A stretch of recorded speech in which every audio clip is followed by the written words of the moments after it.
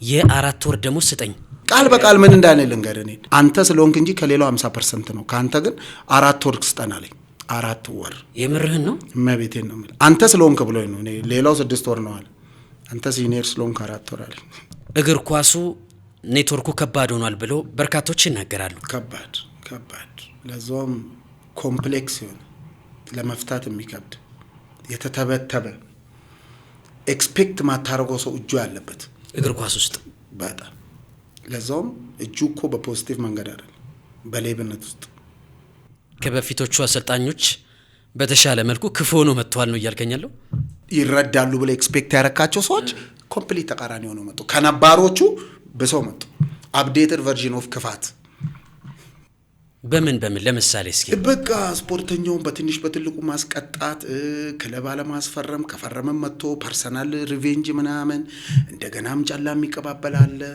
በዛ ላይ ደግሞ ስብዕና ፐርሰናሊቲ በስመ አብ ወልድ ኤቭሪዴይ አረቄ የሚጠጣ አሰልጣኝ ኤቭሪዴይ የሚሰክር አሸነፈ በጥፊ መታው ምን ላድርግ እኔ በቃ ተናድጄ በጥፊ መትቼ የምርህን ነው እመቤቴ ምንም እኔ አንተ ወንድ አይደለም በቦክስም አልመታም ለንዳንዳ አንተ አይነቱ ግን ተሽለጥ ብቻ አልኖርም ይቀርብኝ ብሩቤ ቀና አድርጌ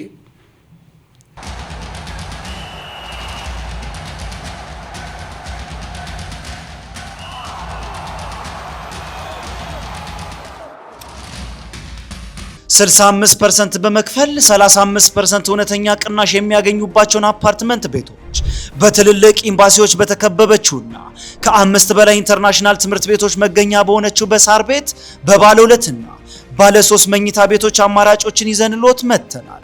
ቴምር ፕሮፐርቲ ባለ 2 መኝታ በ5.7 ሚሊዮን ብር፣ ባለ 3 መኝታ በ9.9 ሚሊዮን ብር ጠቅላላ ክፍያ። ከዚህ በተጨማሪ በአዋሬ በፒያሳ እንዲሁም በአያት ሳይቶቻችን ላይ ሽያጮችን ይዘን መተናል። ለተጨማሪ መረጃ ይደውሉልን። ጤና ይስጥልን ክቡራትና ክቡራን በያላችሁበት እንደምን ቆይታችኋል? ዛሬም 7ኛ ፖድካስታችን ከአንድ እንግዳ ጋር ቆንጆ ቆይታ ሊያደርግ መተናል። የዛሬው እንግዳችን ታሪካዊ በሆነው የ2003 የኢትዮጵያ ቡና ስብስብ ውስጥ የነበረው በተለያዩ ቡድኖች ውስጥ የምናውቀው ልባሙ ተጫዋች ተስፋዬ በቀለ ጃምቦ ነው። ከጃምቦ ጋር በጣም ቆንጆ ቆይታ እናደርጋለን። ቆይታችንን ሰብስክራይብ እያደረጋችሁ ላይክ እያደረጋችሁ እንድትጀምሩ በታላቅ አክብሮት እንጠይቃለን። ጃምቦአችን ጥሪያችን አክብረ እዚህ 7ኛ ስቱዲዮ ስለመጣ የእውነት ከሽንገላ በጸዳ አንደበት በጣም እናመሰግናለን። እግዚአብሔር ያክብርልን ብያለሁ። እኔንም አክብራችሁኝ ስለጠራችሁኝ እግዚአብሔር ያክብርልን። ተስፋዬ በቀለ ጃምቦ 2003 ኢትዮጵያ ቡና ሻምፒዮን ሲሆን ከማስታወሳቸው ስሞች አንደኛው ነው። እንመለስበታለን በኋላ ላይ። በኢትዮጵያ እግር ኳስ ውስጥ ቀለም ቀመስ ከሆኑ ከአንድም 2 ዲግሪ ካላቸው ተጫዋቾች መካከል አንደኛው ተስፋዬ በቀለ ጃምቦ ነው። እስኪ ስለ ትምህርት ደረጃ ስለ ትምህርት ውጤት በተወሰነ መልኩ እናንሳ። ተማሪ ነኝ እኔ ሲጀምር ኳስ ተጫዋች አይደለሁ። ያጋጣሚ ኳስ ተጫዋች ነኝ። ያው የኮኢንሲደንስ ኳስ ተጫዋች የሚባል አይነት ነኝ እኔ። ፕሮጀክት አላቅም ቢሲ ምናምን አላቅም። ከዩኒቨርሲቲ ቀጥታ ወደ ኳስ የገባው ሰው ነኝና ያው ስናድግም በእኛ ሰዓት ያው መማር ነው። ራስን ማሸነፍ ቤተሰብን መርዳት የምትፈልግ ከሆነ አማራጭ የነበረው ትምህርት ነው። ሌላ ነገር አልነበረም። እኔም ደግሞ መማርበትና ሲሪየስ ሆኜ ትምህርት ላይ ማተኩርበት ሪዝን ነበረኝ። በዛ ሪዝን ምክንያት በትምህርት ያልደራደርም። ኳስን ግን ያው ውዱድ እንደማንኛውም ሰው ጤና እንደ ሌሎች ተጫዋቾች በፕሮጀክት አላለፍክም፣ ሲቢ ቡድን ብላ አላለፍክም። እንመለስበታለን በኋላ ላይ በደንብ። ከመላ ኢትዮጵያ ነው ወደ ኢትዮጵያ ቡና የመጣው።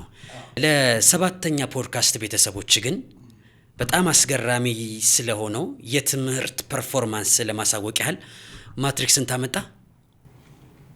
1 ቢ 8 ፎር 1 ቢ ብቻ አማርኛ ብቻ የደቡብ ልጅ አይደል? ሌላው ኤ በጣም ያስገርማል። 12ኛ ክፍል ኢንትራንስ ስንት አመጣ ከ500? ያው ሳይንስ ተማሪ ነበርኩ፣ ናቹራል ሳይንስ። በእኛ ጊዜ አሪፍ ነገር ነበረ። በሳይንስም ይሁን በሶሻል ከ503 ከ50 በላይ ያመጣ ተማሪ የዲፓርትመንትም የዩኒቨርሲቲ ምርጫ አንደኛ ነበር የሚሰጠው። በወቅቱ እኔ ሳይንስ ተማሪ ነበር።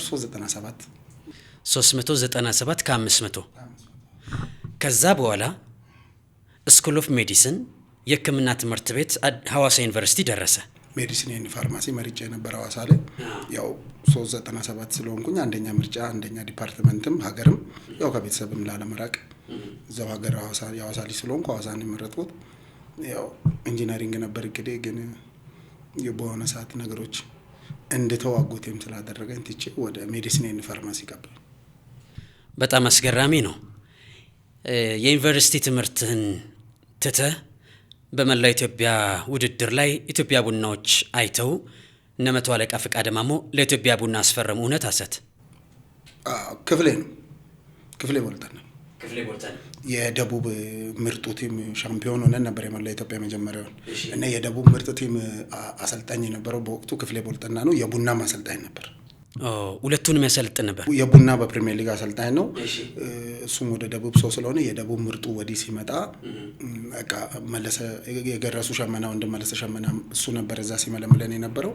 እሱ ምክትል ሆኖ ክፍሌ ዋና አሰልጣኝ ሆኖ ከቡና መጥቶ በአንድ ቀን ጌም ነው እንደዚህ ለይቶን ይዞን የመጣው ወደዚህ በአንድ ቀን ጌም። ከክፍል ውስጥስ የደረጃ ተማሪ ነህ? ምን አይነት ተማሪ ነበርክ? ግድና ስንተኛ ትወጣ ነበር? ያው 1 2 አንዳንዴም ከኦል በእንደዛ ደረጃ ከኦል ሴክሽንም እንደዛ ምናምን ትወዳደራለህ። ግድ ነው ተማሪ ከሆንክ እኮ ያው ካነበብክና ካጠና ዴዲኬትድ ከሆንክ ውጤቱ ያው አይቀራቅም።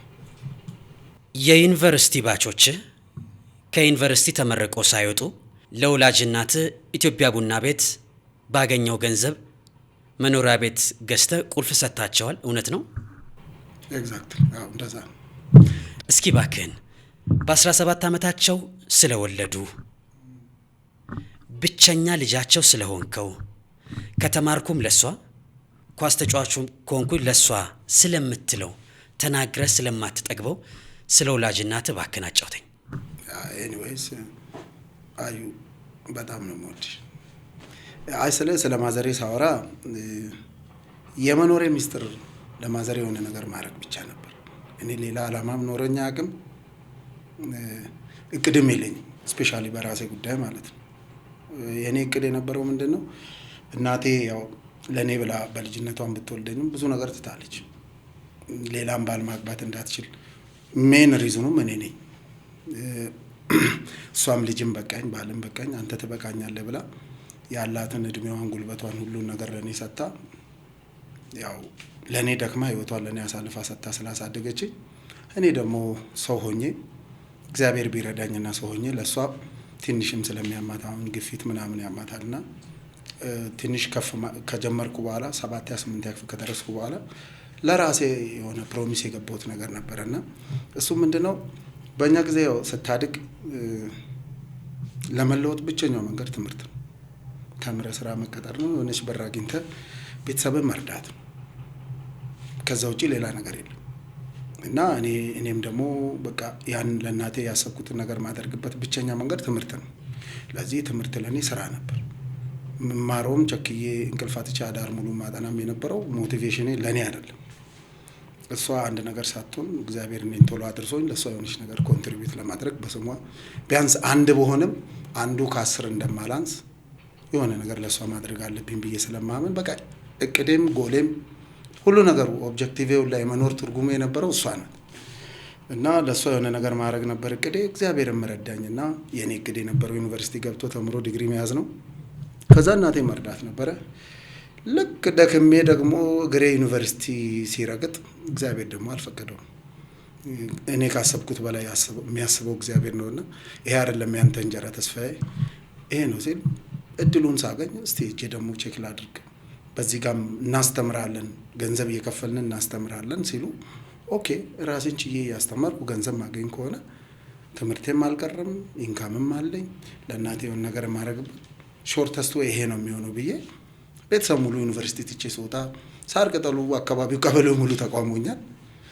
ማዘሬም ብዙ አልቅሳብኝ ነበረ። ግን ያው እኔ ለመጨከን ስለማትችል መጨረሻ ላይ እኔም ሳመር እናት ናትና ወደ እኔ መጣለች። በኋላ ላይ ኢትዮጵያ ቡና ቤት ባገኘው ገንዘብ እስኪ ሞመንቱን አስታውሰኝ። ቤት ገዝተህ ሰጣቸው። በትምህርት ገፍቶ ለቁም ነገር በክቶ ይጦረኛል ያሉት ልጃቸው አይ ምርጫ የእግር ኳስ ነው፣ ያውም ኢትዮጵያ ውስጥ ትልቅ ከሚባሉ ቡድኖች አንደኛው ለሆነው ኢትዮጵያ ቡና ተጫውቼ አንቺን አኮራሻለሁ፣ አገሬምንም አንድ ቀን አገለግላለሁ በሚል ስሜት ተጫወትክ። በልጅነት ልብ ገንዘቡን ይዘው ቤት ገዝተህ ስትሰጣቸው የወላጅ እናትህ ስሜት እንዴት ነበር እባክህ? ይገብዳል። ያ እንደዚህ ያን ነገር በቃል አይገለጽም ነገሩ። ከሷ በላይ ደስተኛው እኔ ነኝ።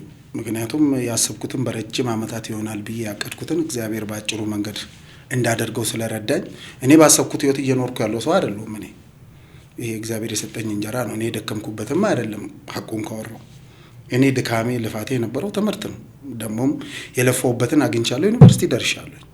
ግን ዩኒቨርሲቲ ግሬ እንደረገጠ እግዚአብሔር አልፈቀደውም። እሱ ያሰበልኝ መልካም የተሻለም ነገር ነበረና እንግዲህ ብላበት ሲለኝ እኔም አንተ ካልክ ብዬ ገባው። ካሰብኩት በላይ ነገሮች ተሳክተውልኝ በአጭር ጊዜ ውስጥ ለሷም ደርሼ በስሟም የሆነ ነገር ምናምን አደረኩኝ። ያው ቡና ቤት 2 ፍርሚያ ከበላው በኋላ ዋንጫ በልተን የሆነች ዛዚ የሆነ ገንዘብ አገኘው። ያው እኔ አላማዬ አንድ ነበር ብራዘር፣ የኔ ሴፍቲ፣ የኔ ምቾት፣ የኔ ድሎት፣ የኔ መዝናናት፣ እንደ ሰው ብራንድ ቲሸርት ሱሪ ምናምን አልነበረም። እንግዲህ አንድና አንድ ነው። እናቴ አንድ ነገር ሳትሆን የሆነ ነገር ማድረግ ሲምፕል በቃ። እዚህ ምንም ነገር አይታየኝም። ፐርሰናሊ ለኔ ቁምጣ ለብሼ በቲሸርት ከተማ መዞር ሰው በስሊፐር ስቲል ነው። እኔ ብዙም የኔ ፐርሰናል ይሄ ብልጭልጩ ነገር ብዙም አይገርመኝ። እኔ የሚገርመኝ የኖርኩለት አላማ ተሳክቶ የኖርኩላቸው ሰዎች ደስተኛ ሆነው ሳይ በቃ። በጣም አሪፍ ደስ የሚል አጀማመር ነው። በወላጅ እናት ምርቃት ጀምረን ወደ እግር ኳሱ እንምጣና ደግሞ ብዙ ጉዳዮችን እናንሳ። ስለ ኢትዮጵያ እግር ኳስ በተወሰነ መልኩ እናንሳ። ዛሬ ላይ አንተ ከምትነግረን ጉዳዮች መካከል የመጀመሪያው አንድ ታዋቂ የስፖርት ጋዜጠኛ ወደ አንድ ክለብ ሊያስገባ ገንዘብ እንደጠየቀ ነው። ያንተ የእግር ኳስ ኬሪየር ምናልባት በጣም ስሜትን ከነኩ ጉዳዮች መካከል ይሄኛው እንደሆነ አውቃለሁ።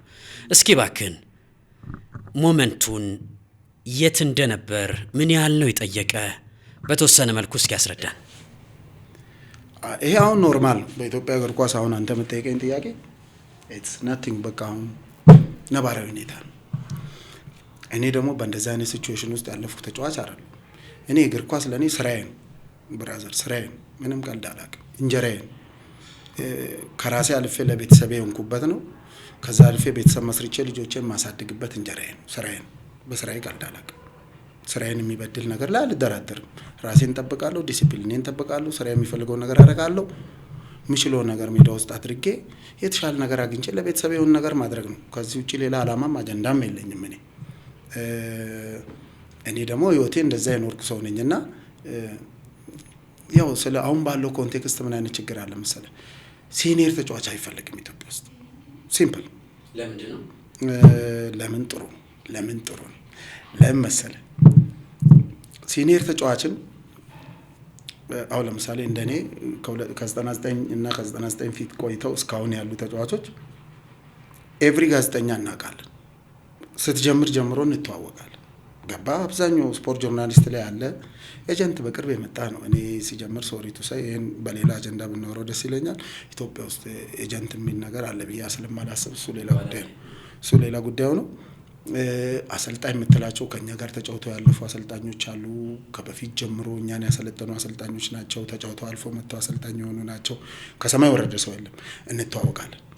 አብረን ተጫውተናል። አሁን ያለውን አሰልጣኙን አመራር በለው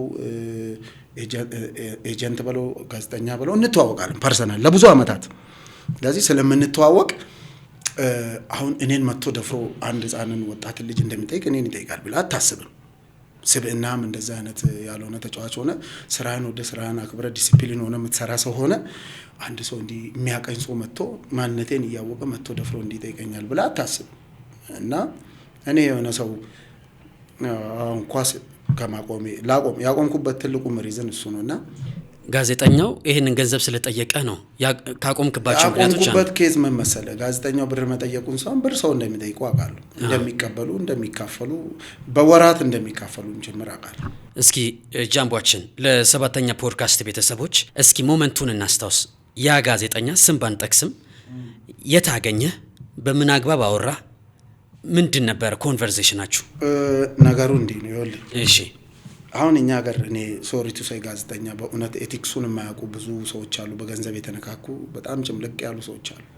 የጆርናሊስት ኤቲክስ ምን እንደሆነ እንኳን የማያውቁ ሰዎች አሉ። እና ጆርናሊዝሙን ትተው ስፖርት ጆርናሊዝምነታቸውን ትተው ደላላ የሆኑ ሰዎች አሉ። ተጫዋች አስቀጣሪ፣ አሰልጣኝ አስቀጣሪ፣ አሰልጣኝ አስቀጥሮ ለዛ አሰልጣኝ ተጫዋች አስፈራሚ እሱ ገብቷል። አሰልጣኙን አስቀጥሮ ለአሰልጣኙ ተጫዋች አቅራቢ እሱ እና ኤኬሌን ያዘው ብሎ እንትን የሚል ጋዜጠኞች እንዳሉ አውቃለሁ። የስፖርት ጆርናሊስት ሆኖ ማለት ሁሉንም ማለት አይደለም። ስርዓቱን ይዞ ጆርናሊዝሙን አክብሮ ኤቲክሱን ጠብቆ የሚሰሩ እንዳሉ ሁሉ እንዲህ ጭምልቅ ያለ ነገር ውስጥ ያሉም ሰዎች አሉ። ያው ስታቅ ምንም ፍጹም ነገር የለም። ፍጹም እግዚአብሔር ብቻ ነው። ጥሩ አለ ብትል ውስጥ ችግር አይጠፋም። ሌባ ብትል ውስጥ ሰላማዊ ሌባ ነው ሁሉም ማለት አይደለም። ሰላማዊ ሰዎችም አሉ። ግን በአንጻራዊ ሪላቲቭሊ ስታይ ስራቸውን የሚሰሩ ኤቲክሳቸውን አክብረው እንጀራቸውን በአግባቡ የሚሰሩ ሰዎች እንዳሉ ሁሉ በማይመለከታቸው ነገር ውስጥ ገብተው ለገንዘብ ብለው ብዙ ነገር የሚያቦኩ እግር ኳሱን እየገደሉ ያሉ ብዙ ሰዎች አሉ። ጃምቧችን ይሄ ጋዜጠኛ የስፖርት ጋዜጠኛ ስፔሲፊክ ነው የፈለግሽው አንቺ? ስፔሲፊክ የታገኘ ያገኘኝ እኔ ቤተሰብ ጋር ሄጄ ነበረ። እሱም በሆነ ጉዳይ ሐዋሳ መጥቶ ነበረና እና በስልክ ምናምን ተደጋግሞ ሲደውል ስልኩን አላውቅም። ከተገናኘን ብዙ ጊዜ ነው። ስለዚህ እኔ እንዲህ ብዙም ከሰው ጋር እንዳልኩ ቀርቤታ የለኝም።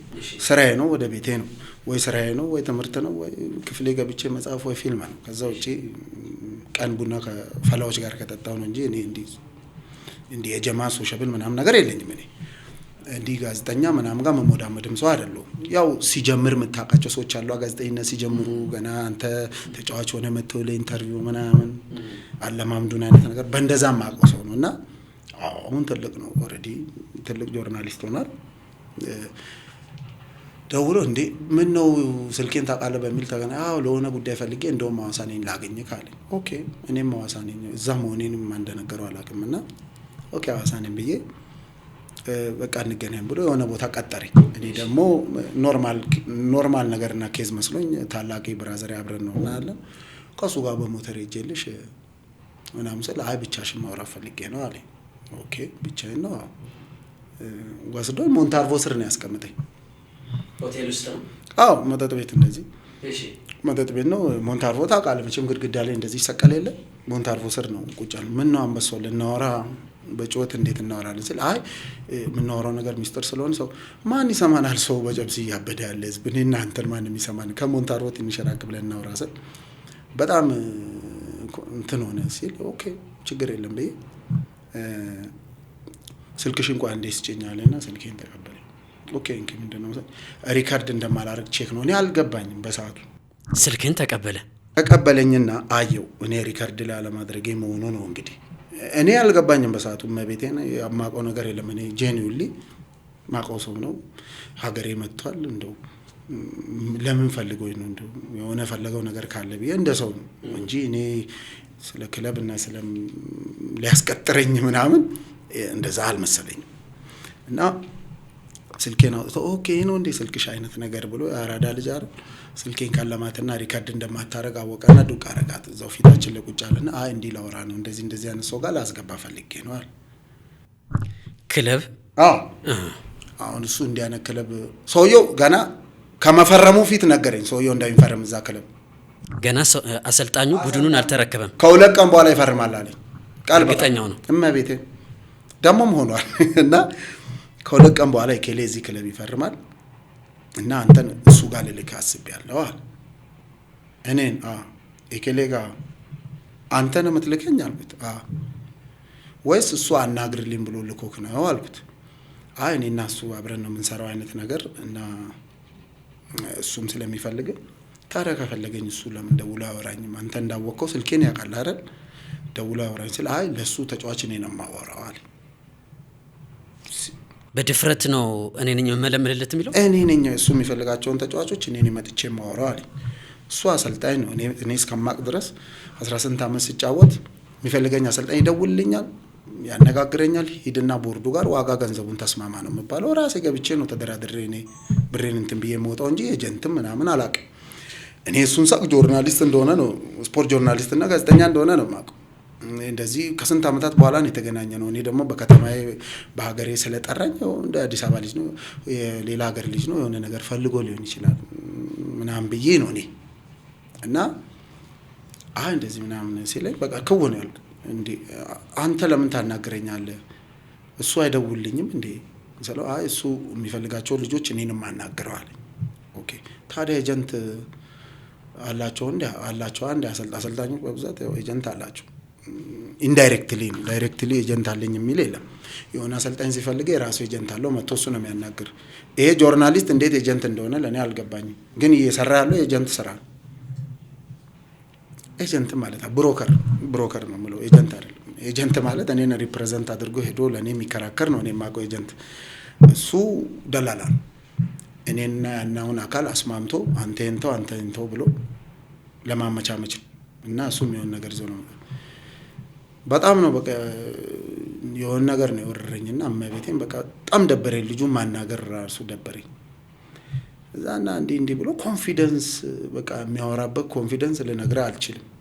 ግን እሱ እንዳለው ያ አሰልጣኝ ከ2 ቀን በኋላ ቡድኑ ተረከበ። እኔ ልጁን መትቼ ከሄድኩ 2 ቀን በኋላ ልጁ ሰውየው ፈርሟል። እኔ በቃ ተናድጄ በጥፊ መትቼ ሄድኩ። የምርህን ነው? እመቤቴን ምንም እኔ አንተ ወንድ አይደለም በቦክስም አልመታም በሀገሩ መታኝ እንዳትል ደፍረ መተ ስለጠየከኝ እንደዚህ እኔ እመቤቴን ነው የምልህ እንዲህ ተሽለጥልጬ አልኖርም።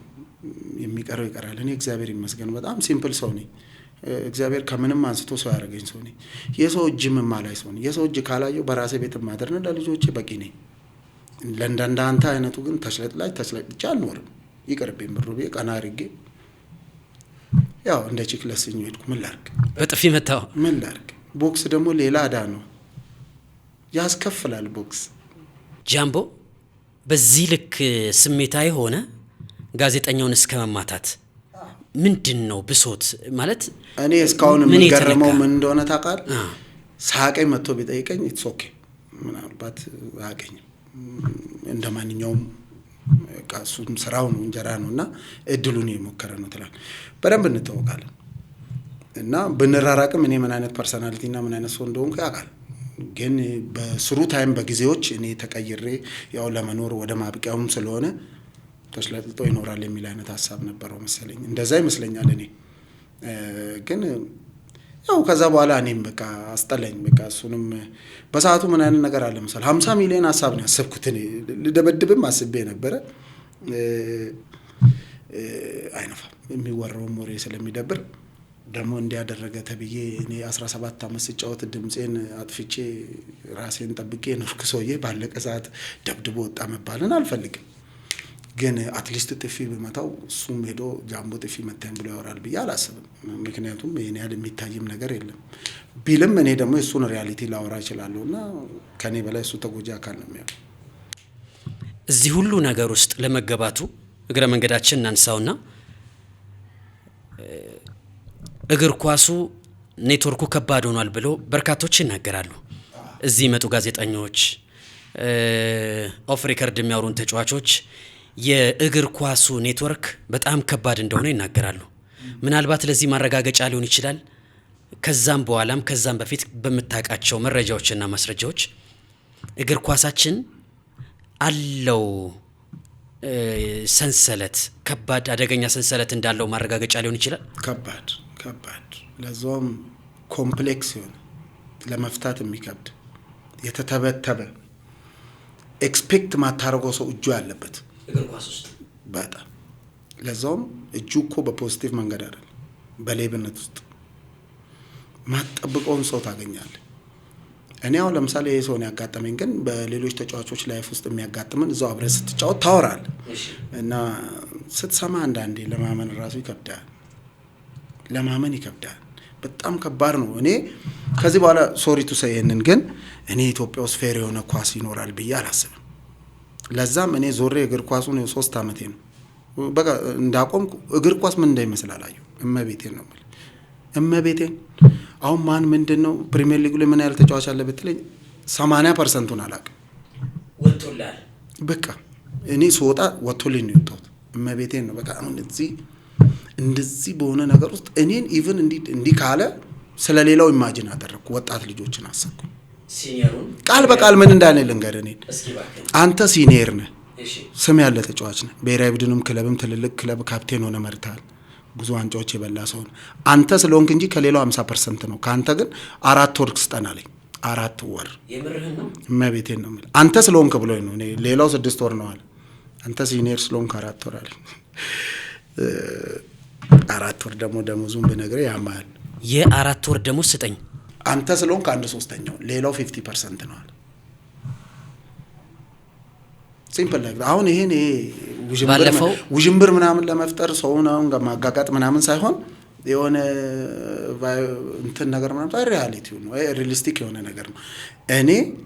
እኔ ላይ ይሄ ከደረሰ አስበከዋል? ኢማጂን አድርጋል? እየመጣ ያለ ወጣት እየገባ ያለ ወጣት አሁን ሰው በእንትኑ ይዳኛል ብለህ ታስባለህ? በሜሪቱ፣ በአቅሙ፣ በታለንቱ ፌር በሆነ መንገድ መጥቶ ኮምፒት አድርጎ ይገባል ብለህ ታስባለህ?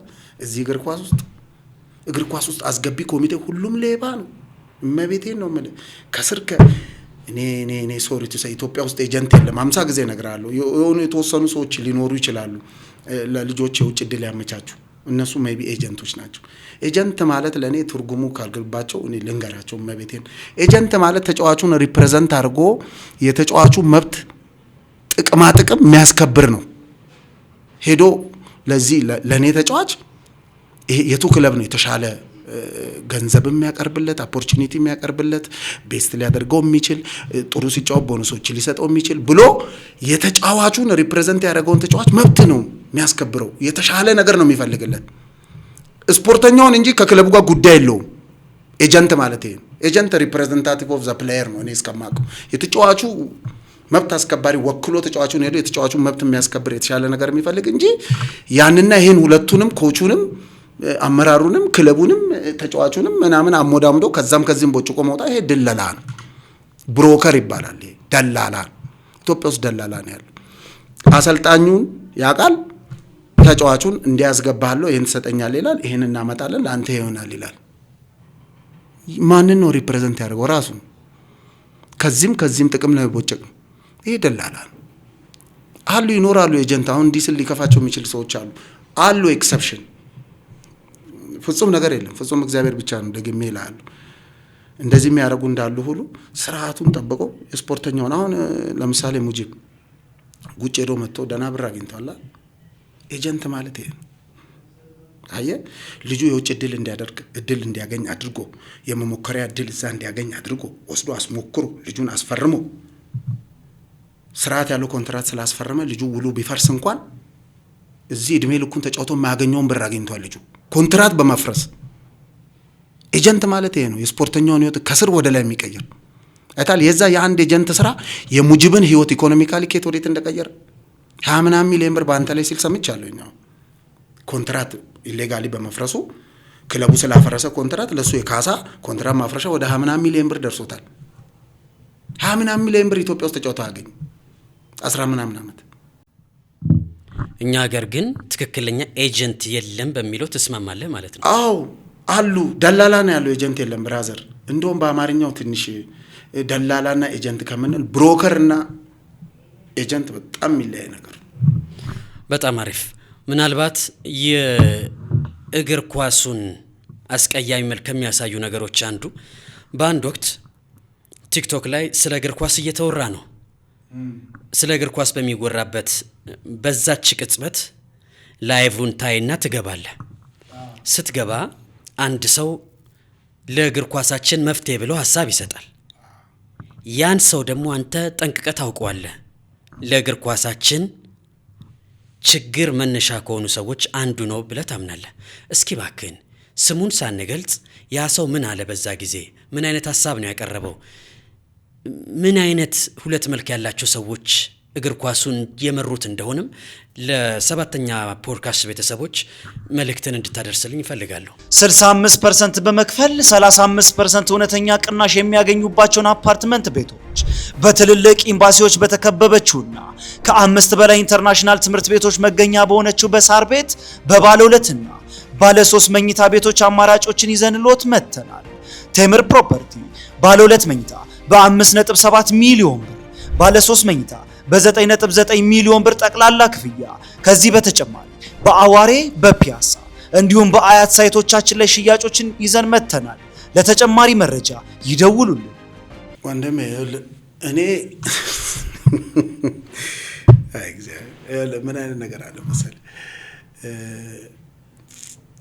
ሰው በሆነች ነገር የሆነች ነገር አግኝቶ ኢኮኖሚካሊ ችግር ውስጥ ልትሆን ትችላል። ያው ቤተሰብን ለመርዳት ምናምን ብለህ ማይዋጥልህንም እንደ ሬት ተግተህ ገንዘቧን አግኝተህ የቤተሰብን ህይወት ለማሻሻል ትጥራለህ።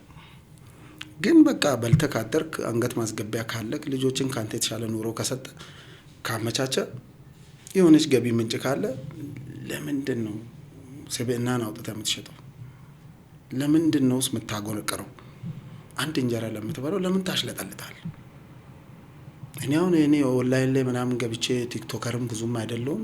እኔ እንዲህ ሚዲያ ላይ መጣ ሰው አይደለሁም። እኔ ኢንተርቪው ለማንም ሰጥቼ አላውቅም። ከዚህ ላይ 2004 ሲሪየስሊ ኢንተርቪው ለመጨረሻ ጊዜ ሲሪየስሊ ቴሌቪዥን ላይ እንዲህ ቁጭ ብዬ 2004 ዋንጫ በልተን እንደውም ትዝ ይለኝ ሰይድ ኪያሪ ኢትዮጵያ ቴሌቪዥን እኔና ሲሴ ደምሴ ኢንተርቪው አድርጎን ነበር እና እሱም ያው በዋንጫው ኬዝ ምክንያት ምናምን ነውና ከዛ በኋላ እኔ እንደዚህ ኢንተርቪው ሰጥቼ አላውቅም።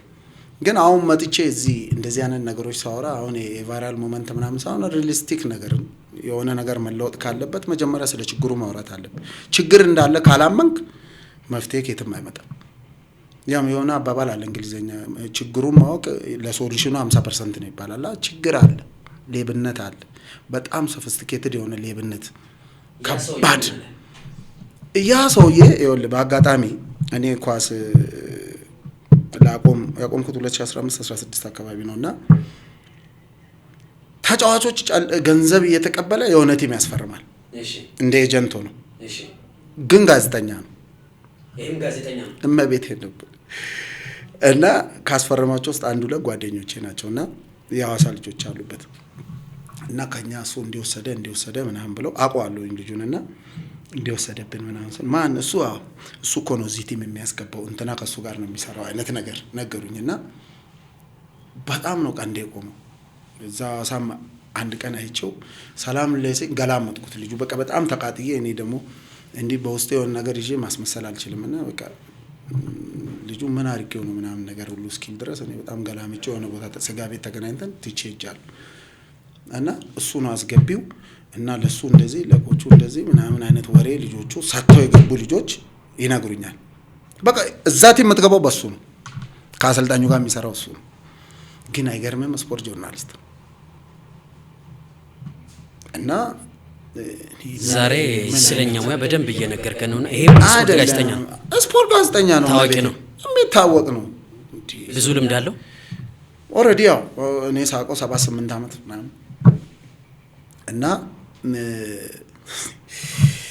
እንደዛ አይነት ሰው እግር ኳሱን በሙስናና በሌብነት ውስጥ ጠምዝዞ የያዘ ሰው ለእግር ኳሱ ውድቀት አስተዋጽኦ ከሚያውሉት ቁልፍ ሰው ይሄ ሰውዬ የሆነ ቲክቶክ ላይ ቤት ቁጭ ብዬ የሆነ ቀን ማታ ነው እንዲሁ ዝም ብዬ ቲክቶክ እንዲያረኩ ሳይ ስለ ኢትዮጵያ እግር ኳስ መፍትሄ ችግሩ ምንድነው መፍትሄው ምንድነው የሚል ላይቭ ላይ ገብቶ ከማቃቸው ልጆች ጋር አስተያየት ይሰጣል። እኔ እንዲህ በጣም ላይቭ ገብቼ ማውራሰው ተጠቃሚም አይደለም። እርድብንን ያል ቆሽጤ ያረ በቃ ምን አይነት ነገር ነው ይሄን ለኔ ይሄን ለዛ እያለ ጋዜጠኝነቱን ትቶ ደላላ የሆነ ሰውዬ ለእግር ኳስ ጠንቅ የሆነ ሰው በሜሪቱና በታለንቱ ተፎካክሮ ኮምፒት አድርጎ መስራት እንዳይችል ሆኖ መሰናክል ሆኖ በገንዘብ ሁሉን ነገር እያደረገ ያለ ሰውዬ ዛሬ የእግር ኳስ ችግርን አብራርቶ መፍትሄ የተናገረ ነው። ምን አይነት እኔ እንደው ምን አይነት ፈሊጥ ነው? እኔ ሊገባኝ አልቻለም። በቃ እንዴ ምን ማለት ነው ብዬ ሪኩዌስት ጠየቅኩ። ልጁን አውቀዋለሁ ላይቭ ላይ ገባውና እመቤቴን አርብ በጣም ታሳዝናለህ አልኩት። የእግር ኳሳችን ጠንቅ ካንሰር አንተ ሆነ እንዴ? ስለ መድኃኒቱ እያወራ ነው እንዴ አልኩት። ስለ መፍትሄ ታወራለህ? እግር ኳሱን ስለመለወጥ ኢትዮጵያ ውስጥ ችግሩ በሽታው አንተ ሆነ ሳለ ወዲያው ነው የወጣው። አቋርጦ ወጣ። በቃ ከላይቭ ወጣ። እግዚአብሔር የስፖርቱ በጣም ለስፖርቱ ችግር ሰው በሜሪቱ በታለንቱ መጥቶ ወጣት ታዳጊ ኮምፒት አድርጎ እንዳይገባ በገንዘብ ቼን አስሮ ያስቀመጠ ሰውዬ ከስራው ውጪ ከኤቲክሱ ውጪ ደላላ ሆኖ ያለ ሰውዬ ስለ ኢትዮጵያ እግር ኳስ ችግር አውርቶ መፍትሄ ሁሉ ጭምር እየሰጠ እንዲህ ብናረግ ምናምን እኔ ምን አይነት ፈሊጥ ነው? ምን ማለት ነው? በሽታው አንተ ሆነ መድኃኒትም አንተ ትሆናለህ። እኔ እንዴት አይነቱ ቫይረሱ ሆነክ እዚህ ጋር ደግሞ እኔ ነኝ ፒልሱ ማድን እኔ ነኝ እያልክ ነው? ምን ማለት ነው እንዴ? መወሰን አለብህ እኮ አንዱ ጋር በቃ ሌባ ኮንክ ሌባ ነህ፣ ችግር ኮንክ ችግር ነህ፣ መፍትሄ አትሆንም። መፍትሄ ሌላ ጉዳይ ነው። እና በጣም እርር አድርጎኝ ገብቼ አንተ እኮ ነህ የእግር ኳሱ ካንሰር፣ እንዳንተ አይነቶቹ ናችሁ እግር ኳሱን ተብትባችሁ ይዛችሁ ወደ ኋላ እንዲቀር እንዳያድግ አንድ ስቴፕ እንዳይሄድ ሰው በታለንቱ በችሎታው መጥቶ ታይቶ ስራ እንዳያገኝ አገሪቷም ከሚችል ሰው አቅሙ ያለው ሰው መጥቶ ክለብም አገልግሎ ሀገሪቷን እንዳያገለግል መንገድ እየዘጋችሁ ያላችሁት እናንተ ናችሁ። አንተ መፍትሄ እያወራ ነው አልኩት። ትንሽ አይከብድም? በሽታም መድኃኒትም ሆነ ስለው በራ ወጣች። በጣም ይስገርማል። በራ ወጣች። ከዛ ማን ነበር የደወለልኝ? የቡና አሰልጣኝ የነበረው ነጻነት ነው። እኔ ኳሱን ስለማይ ላይ የሆነ ቲክቶክ ላይ አይቻለሁ የቡና ደጋፊዎች ሲፖስቱት። እኔ አሁንም የቡና አሰልጣኝ እንደሆነ ነው የማውቀው። ከኳሱ ስለወጣ እኔ ማናውን ይጫወት ማን አሰልጣኝ አይደል አላውቅም። እኔ አሰልጣኝ ነጻነት ደውሎ ምን አለ? ደውሎ በቃ ደስ ነው ያለኝ። የውስጤን የተናገርኩ ተስፍሽ እኔ በአካልም ባንገናኝም ብዙ አመት ቢሆንም በቃ እኔ ካለውበት ያየሁት ነገር ደስ ስላለኝ ነው ላይቭ የገባሁት እያየሁ ነበረ ብሎ ሲል እኔ ደግሞ ምን አባቴ ያቅልሃለሁ እና ቡና እንዴት ነው ስራ ምናምን አላልኩም። አሰልጣኝ ነጻነት ገብሬን እሱ አሜሪካ ነው። እኔ ምን አባቴ ያውቃለሁ አሜሪካ ይሁን እዚህ። ስለዚህ አሰልጣኝ ነጻነት ገብሬም በሀሳቡ ተስማምቶ ገብቶ እሱ እንደውም ወይኔ የልቤን ነው ያወራልኝ እግዚአብሔር ይስጥ። እንደውም ደስ ስላለኝ ነው ላይቭ እስከ እያየው ስለነበር ደስ ብሎኝ ነው ገብቼ ቴንክ ዩ ጃምቦ ለማንኛውም አይነት ነገር ብሎ እኔ ደግሞ የቡና ደጋፊዎች ሲፖስቱት ነው የማውቀውና አሁንም የቡና አሰልጣኝ እንደሆነ ነው የማውቀው። ብዙ የቡና ደጋፊዎች የማውቃቸው ፌስቡክ ፔጃቸው ላይ እሱ አለ ስቲል እንዳለ ነው የማውቀውና እኔ ኳሱንም ስለማልከታተል እንዴት ነው ስራ ምናምን ቡና ምናምን ስለው ተስፍሽ ኳስ እንደማታይ አሁን ገና ወጥቶ አለ እሱ ራሱ። በጣም ያስገርማል። ጃምቦአችን ከተጫዋቾች ጋር በተገናኘ ሁለት ሐሳብ አለ። ገሚሱ የኢትዮጵያ እግር ኳስ ተጫዋቾች ለምንድን ነው ራሳቸው ላይ ኢንቨስት የማያደርጉት? ለምንድን ነው በደንብ አቅማቸውን አውጥተው የማይጫወቱት ይላል። ሌሎቹ ደግሞ የለም የሚያገኙት የፊርማ ክፍያ እኮ እነሱ ጋር በጣም ተቆራርጦ ነው የሚደርሰው ይላሉ። በእርግጥ ተስማማለህ ወይ? በመጀመሪያ የኢትዮጵያ እግር ኳስ ተጫዋቾች የፊርማው ሙሉ ለሙሉ አያገኙትም ወይ ከሚለውን ጀምረና ወደ ሁለተኛው ጥያቄ እንመጣለን። በጣም የምንት ናቸው የፊርማውን የሚያገኙ። የምርህን ነው? ማለቴ ሙሉ ለሙሉ የሚያገኝ የለም። ሙሉ የሚያገኙት ሪላቲቭሊ ስታይ ያሉን ብትል ይሻላል ይቀላል። ያሉ የሚቀራመታቸው አለ እንዴ? አንድ እና ሁለት ነው እንዴ? ተቀራማቹ ከላይ እስከታች እኮ ሌቭል አለው፣ ቼን አለው፣ ደረጃም አለው የሚቀራመቱበት መንገድ። ይሄ የተረጋገጠ ማለት ነው። ይሄ ቆየ ጉዳይ ነው። የምን ያደባባይ ሚስጥር ነው በእኛ ማለት እኮ። ስለዚህ ከሌ የፊርማዬን ያልወሰደ ከሚባለው ላይ የሚደርሰው አካል አለ ማለት ነው። አካል አለ አይደለም። ስትገባ ተነግሮ ነው የምትገባው ብራዘር። ይሄን ያልተፈርማለህ፣ ይሄን እንዲህ ትሰጣለህ፣ ይሄ ለእንትና ይሰጣል፣ ይሄ ለእንትና ነው፣ ይሄ ለእንትና ነው። ታፈሰ ሰለሞን መጥቶ 20 ሺህ ብር ተደራደረልን አሉን የሚለው አንተም ገጥሟል። እውነት ነው ስትገባ። እሱ እኮ በጣም አሪፍ ነው ለኔ። ከሌብነቶች በጣም ሌብነት ባላደንቅም that's way is better one። በቃ እሱ ቤስት መንገድ ተደራደርልን ማለት ለምን መሰለህ? ስፖርተኛው አይጎዳም በዛ ማለት አይታል። ስፖርተኛው ብሩን ያገኛል። አሁን ይሄ ቤስት ወይ ነው ለስፖርተኛው። ምንድነው አንተ 150 ሺህ ብር ነው ደሞዝ ከተባለ 150 ሺህ እሺ ብላል ተስማምታል። ግን 180 በልልን 30 የኛ ትሁን ነው። ይሄ ተሻለው ነው። ይሄ ለስፖርተኛው ዘ ቤስት ወይ ነው። አንተ የምታውቀው ሌላኛው መልክ የትኛው ነው? ሌላኛው መልክ ነገርኩ እኔ ደረሰብኝ ነው። ቁጭ አድርጎ ይነገራል። ምን ትባላለህ? አንድ አመት ከሆነ የምትፈርመው 12 ወር ደሞዝ አለ። ከዛ ላይ 1-2 ወር ለኬሌ 1-2 ወር ለእነንትና አንተ 6 ወር ምናምን 7 ወር ይደርሳል። የምርህን ነው? ሲሪየስሊ ያለ ነው። አሁን ይሄንን ወጥቶ ተጫዋቹ መናገር አይችልም። ምክንያቱም እንጀራው ነው እየኖረበት ያለው ነገር ነውና ስለዚህ በወራት ነው የምትከፋፈሉት ማለት ነው? የምትከፋፈሉት አትበልኝ። እኔ አልተከፋፈልኩም። በወር ነው በምትፈርመው ወር ነው የሚደራደሩክ። ገብቷል አይደለ? እንደውም አሁን ረቆ ምን አይነት ነገር መጥቷል መሰለ? የሆነ ሰው አንተ ፕሮግራም ላይ ቀርቦ ታፈሳ አውርቶ የለ እሺ ብሏቸው ገብቶ ብሩን ከወሰደ በኋላ የከለከለ ተጫዋች ነበር አይደለ? እናውቀዋለን። እና እሱ ተጫዋች እንደዛ ካደረገ በኋላ አሁን ምን ሆነ መሰለ? ረቀቀ። አሁን ረቀቀ። አፕዴትድ ቨርዥን 2027 እሱ ቨርዥን መጥቷል። ምን ለነሱ ሰጣለው ያልከውን ብር ከመፈረም በፊት ታስገባል። ቀድመ ብርን ከመውሰድ በፊት የነሱን ብር ትሰጣል። ዲስ ማች ረቋል። ምክንያቱም ወስደ ሐሳብ ብቀይርስ እንደዛኛው ልጅ ያ ልጅ ኤግዛምፕል ሆነ።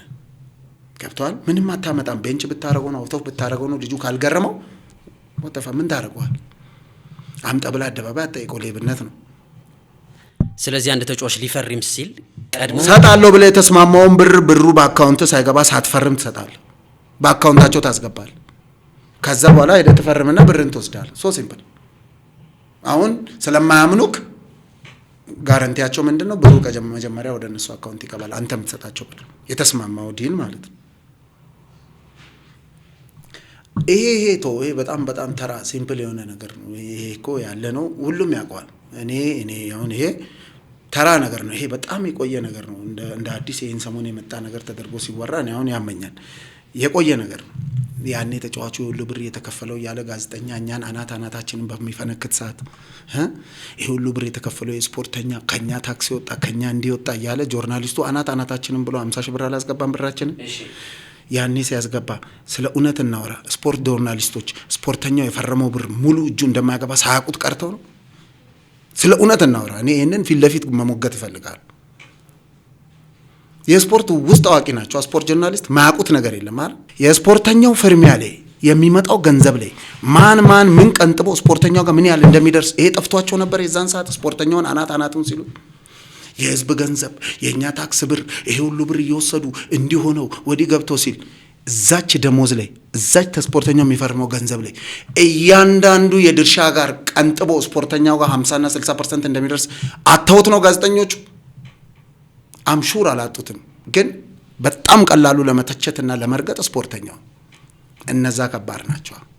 የተደራጁ ናቸው። አቅም አላቸው። ህብረት አላቸው። ማህበር አላቸው። ስፖርተኛው አንድ ተራዞ ማህበርም ቆሞ ለመብቱ የሚሟገት አልነበረም በሰዓቱ። ኢቭን አሁን ማህበር አለ ይባላል። ግን በጣም ብዙ ስፖርተኛ ደሞዝ ሳይከፈለው ያላግባብ ኮንትራት እያለው የተባረረ ነው አይደል? እንደዛ ሄድና አሰልጣኝ ላይ አርክስቲ ማድረግ ይችላል? አችልም። በታባረው እንኳን ኮንትራቱን አፍርሰ የአመቱ ሙሉ ዲል ደሞዙን ተከፍለዋል። የፍርሚያ ሲጀምር አሰልጣኝ ቀድሞ ነው የሚቀበለው አይደል? እንደ ተጫዋች አይደለም። ኢትዮጵያ ውስጥ እኮ ካየው ብሩን እየተጠቀመ ያለው ኮምፕሊትሊ ገንዘብ እያገኛለው አሰልጣኝ ነው፣ ተጫዋች አይደለም። ይሄ እኮ ፈሊጥ ነው። በየትኛው ኮንቴክስት ነው አንተ ጋርዲዮላ ከሃላንድ በላይ ብር የሚያገኝ? እስቲ ንገረኝ፣ አስረዳኝ። በየትኛው ፈሊጥ ነው? በየትኛው ንግግር ነው? በምን አይነት ሂሳብ ነው አሰልጣኝ ከቡድኑ ሜን ፕሌየር በላይ ገንዘብ የሚያገኝ? ኢትዮጵያ ውስጥ ሶ ሲምፕል እኛ ሀገር። ስለዚህ ተጫዋቾች የገፈቱ ቀማሾች ናቸው። ተጫዋቹ ነው የሚቀጠቀጠው፣ ግን ገንዘቡን የበላ ብዙ አካል ነው። ያቺ ገንዘብ ላይ የሚቀራመት በጣም ብዙ አካል አለ። ከቡድን አመራር፣ ከኮች፣ ከኤጀንት፣ ደላላ፣ ጋዜጠኛ ከምትለው አይቀርም። በእርከን ነው የሚወርደው። ሁሉም ይደርሷል። ይሄንን ደግሞ የኢትዮጵያ ጋዜጠኛ ኢቭን በማስረጃ ጭምር እንዳላቸው አካል አምሹር፣ ግን ደፍረው እነሱን መውቀስ አይችሉም። ቀላሉ ማን ነው? ስፖርተኛው ነው። ኢንተሌክቹዋል ሆኖ መብቱን ማስከበር አይችልም። ማህበር አቋቁሞ ስለ መብቱ ሞግቶ እንዴት ያላግባብ እንዲህ ተባለ ብሎ መብቱን የሚያስከብርለት ተቋም የለውም። አሰልጣኞች ማህበር አለው። ለምሳሌ አንድ አሰልጣኝ ስታባር ኮንትራት እያሉ ፐርፎርም አላረገም ብለ ቲሙ እየወረደ ነው 10 ጌም ተሸነፈ 8 ጌም ተሸነፈ ብለ ኖ ሪዛልት ብለ ብታባር ኒጎሼት ታረጋለህ። ኒጎሼት ካላረክ ማህበሩ ከሶ የአመቱን ደሞዝ ሙሉ ተሰጠዋል። ስፖርተኛ ግን ኮንትራት እያለው ሳይንድ የሆነ ኮንትራት ፌዴሬሽን በሱ እጅ በክለብ ይዞ ዝም ብሎ ተባሮ በየቤቱ ስንቱ መከራ አይቷል፣ ስንቱ ስቃይ አይቷል። ኮንትራት ይዞ ደሞዝ ተከልክሎ ማን ደረሰለት? ማን የማንን ይወቀየረ? ዛሬ መጥቶ እንዲ ምናምን ሰው ሲሰክስ ስንቱ ስፖርተኛ በቤቱ አልቅሶ ይቀራል። ደን ፋክቱን እናወራ። ሁላችንም የደሃ ልጆች ነን። አንበሳው ከቀበሌ ቤትና ከክራይ ቤት ነው የወጣነው። እቅዳችን የሆነች ብር አግኝተን እናት አባታችንን ከክራይ ማውጣት፣ ከቀበሌ ቤት ማውጣት፣ ወንድሞቻችንን ማስተማር። ከዚህ ሰው አይረዳም። አሁን ስፖርተኛውን ባክግራውንድ አያውቅም። ውስኪ ቦዘኔ ምናምን ብራንድ ምናምን እሱ ሾው ሪል ሆነ ሄደ ከስፖርተኛው ጀርባ ስታይ እንደ ስፖርተኛ ስትረስ ያለበት ሰው የለም።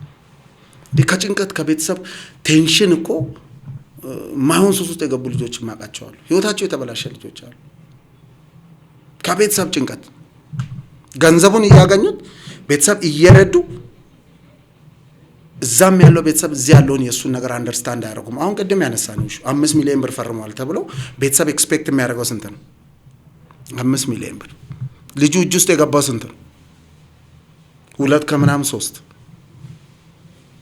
ከዛ ቤተሰብ ካንተ የሚጠብቀው ምን ያህል ገንዘብ ቤኔፊት ነው የሚጠብቀው? 5 ሚሊዮን ብር። አንተ በእጅ ያለውን አንተና እግዚአብሔር ነው የምታውቁት። እነሱ 5 ሚሊዮን ብር ይጠብቃሉ፣ አንተ 3 ሚሊዮን ብር ነው ያዝከው። ምን ማድረግ ይችላል? ምን ብለስ ሄደህ ታስረዳቸዋል?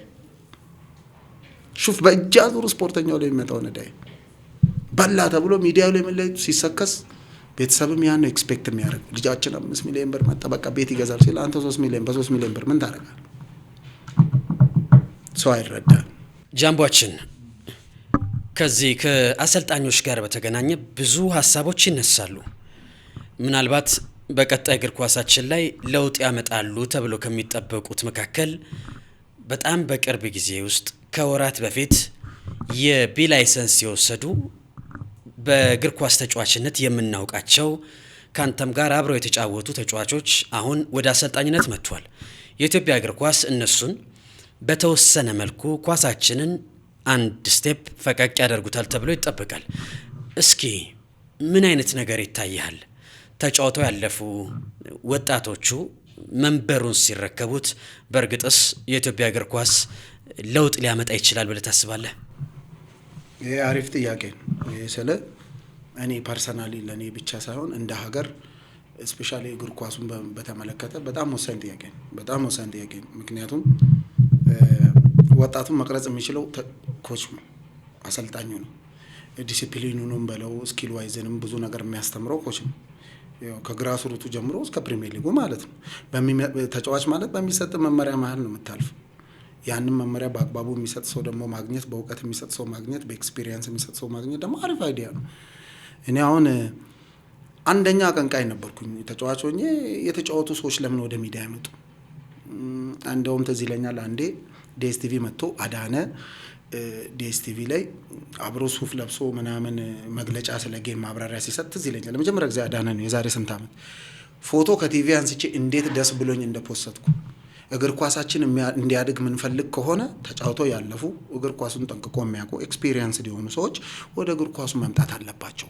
እዚህ ጋር አሁን አዳነ መጥቶ ስለ ጌሞቹ ያወራው ዲቴል ከስራው አንፃር እንጀራውም ስለነበረ ኤክስፒሪየንሱም ስላለው ቢናገር ተአማኝነት አለው። አንድ ጋዜጠኛ መጥቶ ጋዜጠኛ ለኔ በእግር ኳስ አሁን ጉዳይ ላይ አንከር ነው መሆን የሚችለው፣ ሌላ ነገር ዲቴል ገብቶ ማብራራት የለበትም። ጆርናሊስት ኤግዛምፕል ልንገር፣ ቻምፒየንስ ሊግ ላይ ስለ ጌሙ ቁጭ ብሎ የሚያብራራው ማን ነው? ሲምፕል ጥያቄ። ፕሪሚየር ሊግ እና ቻምፒየንስ ሊግ ቁጭ ብሎ የሚያወራው ማን ነው? ተጫውተው ያለፉ ኤክስፒሪየንስ ሊሆኑ ሌጀንድ የነበሩ ተጫዋቾች ክለቦቻቸው ሲጫወቱ ቁጭ ብለው ስለ ክለቦቻቸው አናሊሲስ ይሰራሉ። ስለ ታክቲካሉ ስለ እያንዳንዱ ነገር ያብራራሉ። አንድ አንከር ማላቸው ቁጭ ብሎ በዚህ ጋር ሁለት ተጫውተው ያለፈው ኤክስፒሪየንስ ሊሆኑ ተጫዋቾች እሱ ጥያቄ ያነሳል፣ እነሱ ማብራሪያ ይሰጣሉ። ኤግዛክትሊ እንደዛ ነው እግር ኳስ መሆን ያለበት። በእኛ ሀገር ኮንቴክስት እንዲያን ነገር የለም። የሚያብራራውም ጋዜጠኛ ነው፣ የሚጠይቀውም ጋዜጠኛ ነው። ይሄ ከባድ ነገር ነው እና ያንን ነገር አዳነ ዲኤስቲቪ ላይ አቅርቦት እንትን ሲል በጣም ደስ አለኝ። ይሄ ለእግር ኳሳችን እድገት በጣም ወሳኝ ቁልፍ ነገር ነው። ምክንያቱም ስራውን የሚያውቅ የተጫዋቹን ሴንስ ስሜት ሜዳ ውስጥ የሆነ ነገር ሊያረግ ሲያስብ ምን አስቦ ምን አቅዶ እንደሆነ እዛ ኢሞሽን ውስጥ ኖሮ የመጣ ሰው ስለዛ ልጅ ስሜት ሊረዳ ይችላል። ጋዜጠኛ አታውቀውም። ሺህ ጊዜ አንብበ ታክቲካል አናሊሲሱን ልታቅ ትችላለህ። ሴንሱን ግን አታመጣው። በምን አይነት ፕሬሸር ውስጥ ሆነ በምን አይነት ስትረስ ውስጥ ሆነ ዊዝን ማይክሮ ሰከንድ የሆነ ዲሲዥን ልትወስን ብለ እንደሚበላሽብህ የኖረ ያውቀዋል። ይሄንን ግን አንብበ ስለ ታክቲካሉ ኢሹ ልታወራ ትችላለህ ምናምን፣ ግን ከተጫዋቹ አንግል የተጫዋቹን ሴንስ ምን አቅዶ እንዴት እንደሆነበት ተጫውቶ እንዳለፈ የሚያውቅ ሰው የለም። ተጫውቶ ያለፈ ሰው ደግሞ ኢንተሌክቹዋሊ ትንሽ ራሱን ቢያዳብር ትንሽ ቢማር እግር ኳሱ እንደምታየው ራዲካል ነው። ታክቲካል ሪቮሉሽኑ በጣም አስገራሚ ነው። በየሰከንዱ ነው በየቀናት ነው ራሱን ከዚህ ጋር አፕዴት የሚያደርግ ሰው ቢኖር።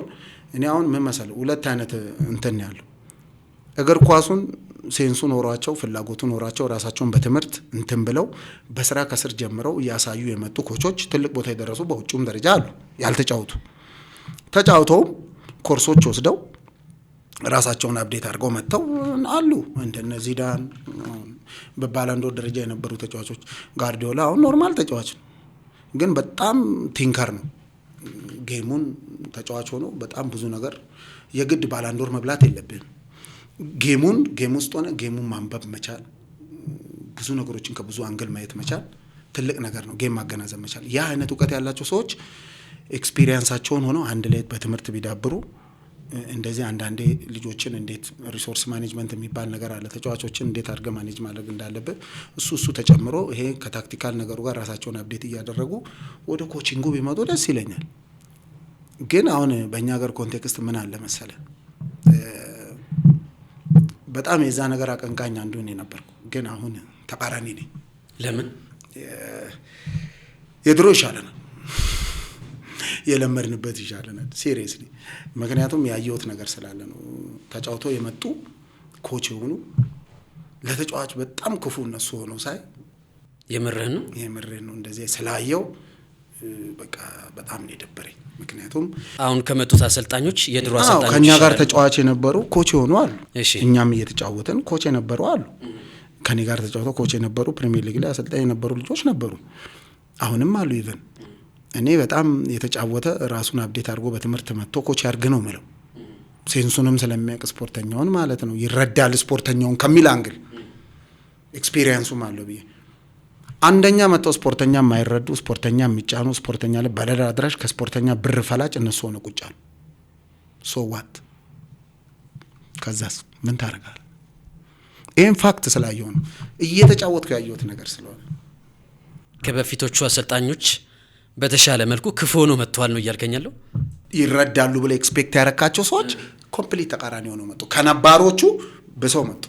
አፕዴትድ ቨርዥን ኦፍ ክፋት። በምን ለምሳሌ እስኪ በቃ ስፖርተኛውን በትንሽ በትልቁ ማስቀጣት፣ ክለብ አለማስፈረም፣ ከፈረመም መጥቶ ፐርሰናል ሪቬንጅ ምናምን፣ እንደገናም ጨላም ይቀባበላል።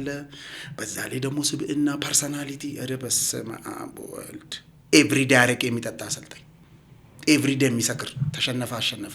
ምን እያስተማርክ ነው? ምን ማለት ነው? ስብዕና ከሌለ ምን? አንተ ተጫዋች ካላከበረ ሺህ አይነት ታክቲካል አዌርነስ ወቅ ካልሰማክ መተግበር ይችላል እንዴ? ያልሰማውን ያላዳመጠውን ነገር ማድረግ ይችላል እንዴ? ተጫዋቹ እንዲሰማ እኮ አትሊስት እንደ ሰው ሊያከብር ይገባል። የምትሰራው ነገር የሚያስከብር አይደለም፣ የምትሆነው ሁኔታ የሚያስከብር አይደለም። እንዳያስከብራቸው የሚያደርገው ምናቸው ነው? እኔ እግዚአብሔር አመድ እኔ ይኸውልህ ግልጡን ተናግሬ የመሸበት ማድረስ እኔ እግር ኳሱን በኪሎ ሜትር አላይም ከዚህ በኋላ እመቤቴን ነው የምልህ። ለነድሉ ደረጃ ያልሆነ እግር ኳስ ለኔ ይሆናል ብዬ አላስብም። በቃ ከኔ በላይ ብዙ ኳሊፊኬሽን ያለው ሰው ነው ከብዙ አንግል ማለት ነው። እና እኔ በጣም ሲሪየስሊ ስነገር አቀንቃኝ ነበርኩ ተጫዋች ኮች እንዲሆን ተጫዋች አንከርማን ጋዜጠኛ ሆኖ ስለ ጌሙ ዲኤስቲቪ ላይ ቁጭ ብሎ አናሊሲስ መስጠት ያለበት ተጫዋች ነው ብዬ ሞጋች ነኝ። እኔ አዳነ ቲቪ ላይ ዲኤስቲቪ እንደቀረበ አንድ ቀን ዲሱፍ ለብሶ ፌስቡክን አውጥተህ ማየት ይችላል፣ ማንም ሰው ማየት ይችላል። እንዴት ተደስቼ እንደፖስተትኩ አሁን ገና የኢትዮጵያ እግር ኳስ መስመሩን ሊይዝ ነው። ስራውን የሚያውቁ ኤክስፒሪየንስ ሊሆኑ ሲናገሩ ሴንሱን ተረድተው የሚናገሩ ሰዎች ወደ ሚዲያ እየመጡ ነው። ሁሉ ነገር ጋዜጠኛ እንደ ተረት እየተረከው አይደለም። ሪዝነብል የሆነ ሪስፖንሲብል የሆነ ሰው ኤክስፒሪየንስድ የሆነ ሰው እየተናገረ ነው። በሱ መሃል አንከር ያስፈልጋል። ጋዜጠኛ ማለት ጆርናሊስት ማለት ጠያቂ ነው አይደል? የሚፈልጉትን ህዝቡ ማወቅ የሚፈልገውን አይዲያ እየጠየቀው እሱ ማብራራት። ሁሉም ተጫዋች ያብራራል ማለት አይደለም። ይሄም ታለንት ይጠይቃል። ሚዲያ ላይ ቀርበ ጌም አናሊሲስ መስራት ተራ ነገር አይደለም። ኢቭን ሚዲያ ላይ ቀርበ እንደዚህ ማይክ ፊት ማውራትም ብዙ ገት ይጠይቃል። ዴፊኒት። ከዚህ ስሜት ግን ጃምቦ ምን አወጣ? ቀደም ሲል የጀመርነው አንድ ጉዳይ አለ። በእኛ ዘመን ተጫዋቾች የነበሩ አሁን በሊጉ የሚያሰለጥኑ የበለጠ ክፉ ሆነው መጥተውብናል።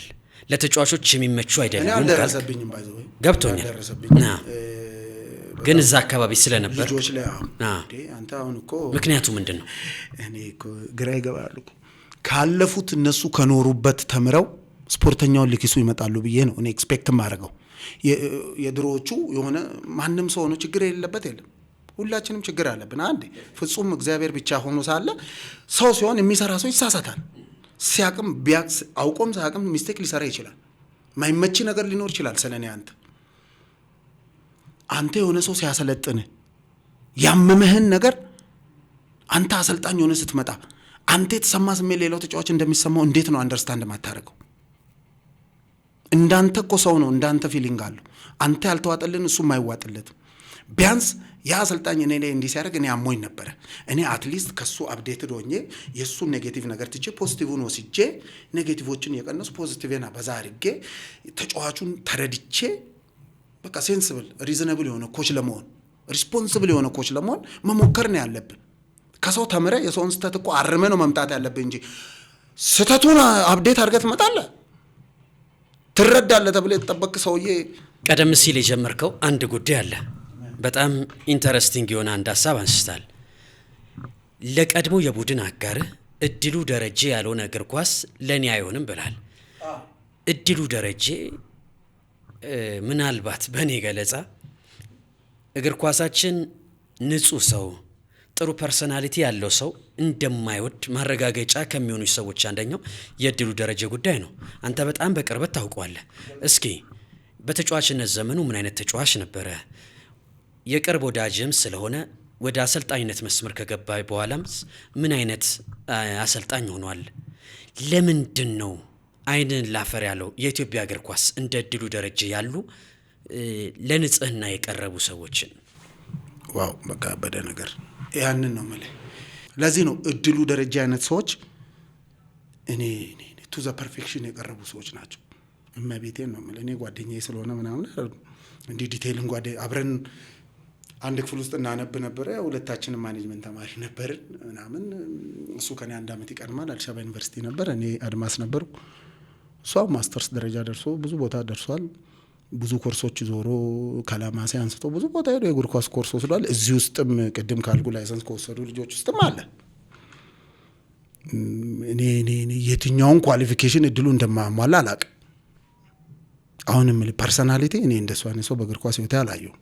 ከዲሲፕሊን አንፃር በጣም የቤተ ክርስቲያን ሰው፣ በጣም እግዚአብሔርን የሚፈራ፣ በጣም ሀቀኛ እውነት ተናጋሪ ነው። ጥይቅ ቆሞ እውነት የሚያወራ ሰው ነው። ለክለቡ ደግሞ ራሱን ነፍሱን አሳልፎ የሚሰጥ ሰው ነው። ይሄን የሚያቃቃለ ቡና ደጋፊ እንደ እድሉ 2003 ላይ ራሱን የሰጠና ራሱን የሰዋ ተጫዋች አልነበረም ቡና ውስጥ። ይሄንን እኔ አጠገቡ አለው እኮ መመስከር እችላለሁ። እኔም ነበርኩ ባለ ታሪኩ አይደለም እንዴ? በመርፌ እየተወጋም ጭምር ማስነጠስ የማይችል ሰው ነው እድሉ። የምርህ ነው? ለምን? ሁለቱም በሽሽቱ ተበጥሷል። መሳቅ የማይችል ማስነጠስ የማይችል ሰው ነው ሲጫወት የነበረው ዋንጫ ስንበላ። ግን ይሄ ክሬዲቱ ኢሚዲየትሊ ዋንጫ ከበላም በኋላ ልጁ ክሬዲት አልባ ነው የሆነው። ገብተዋል አይደል? ከሜዳዎችስ ምን አይነት ባህሪ ነበረው?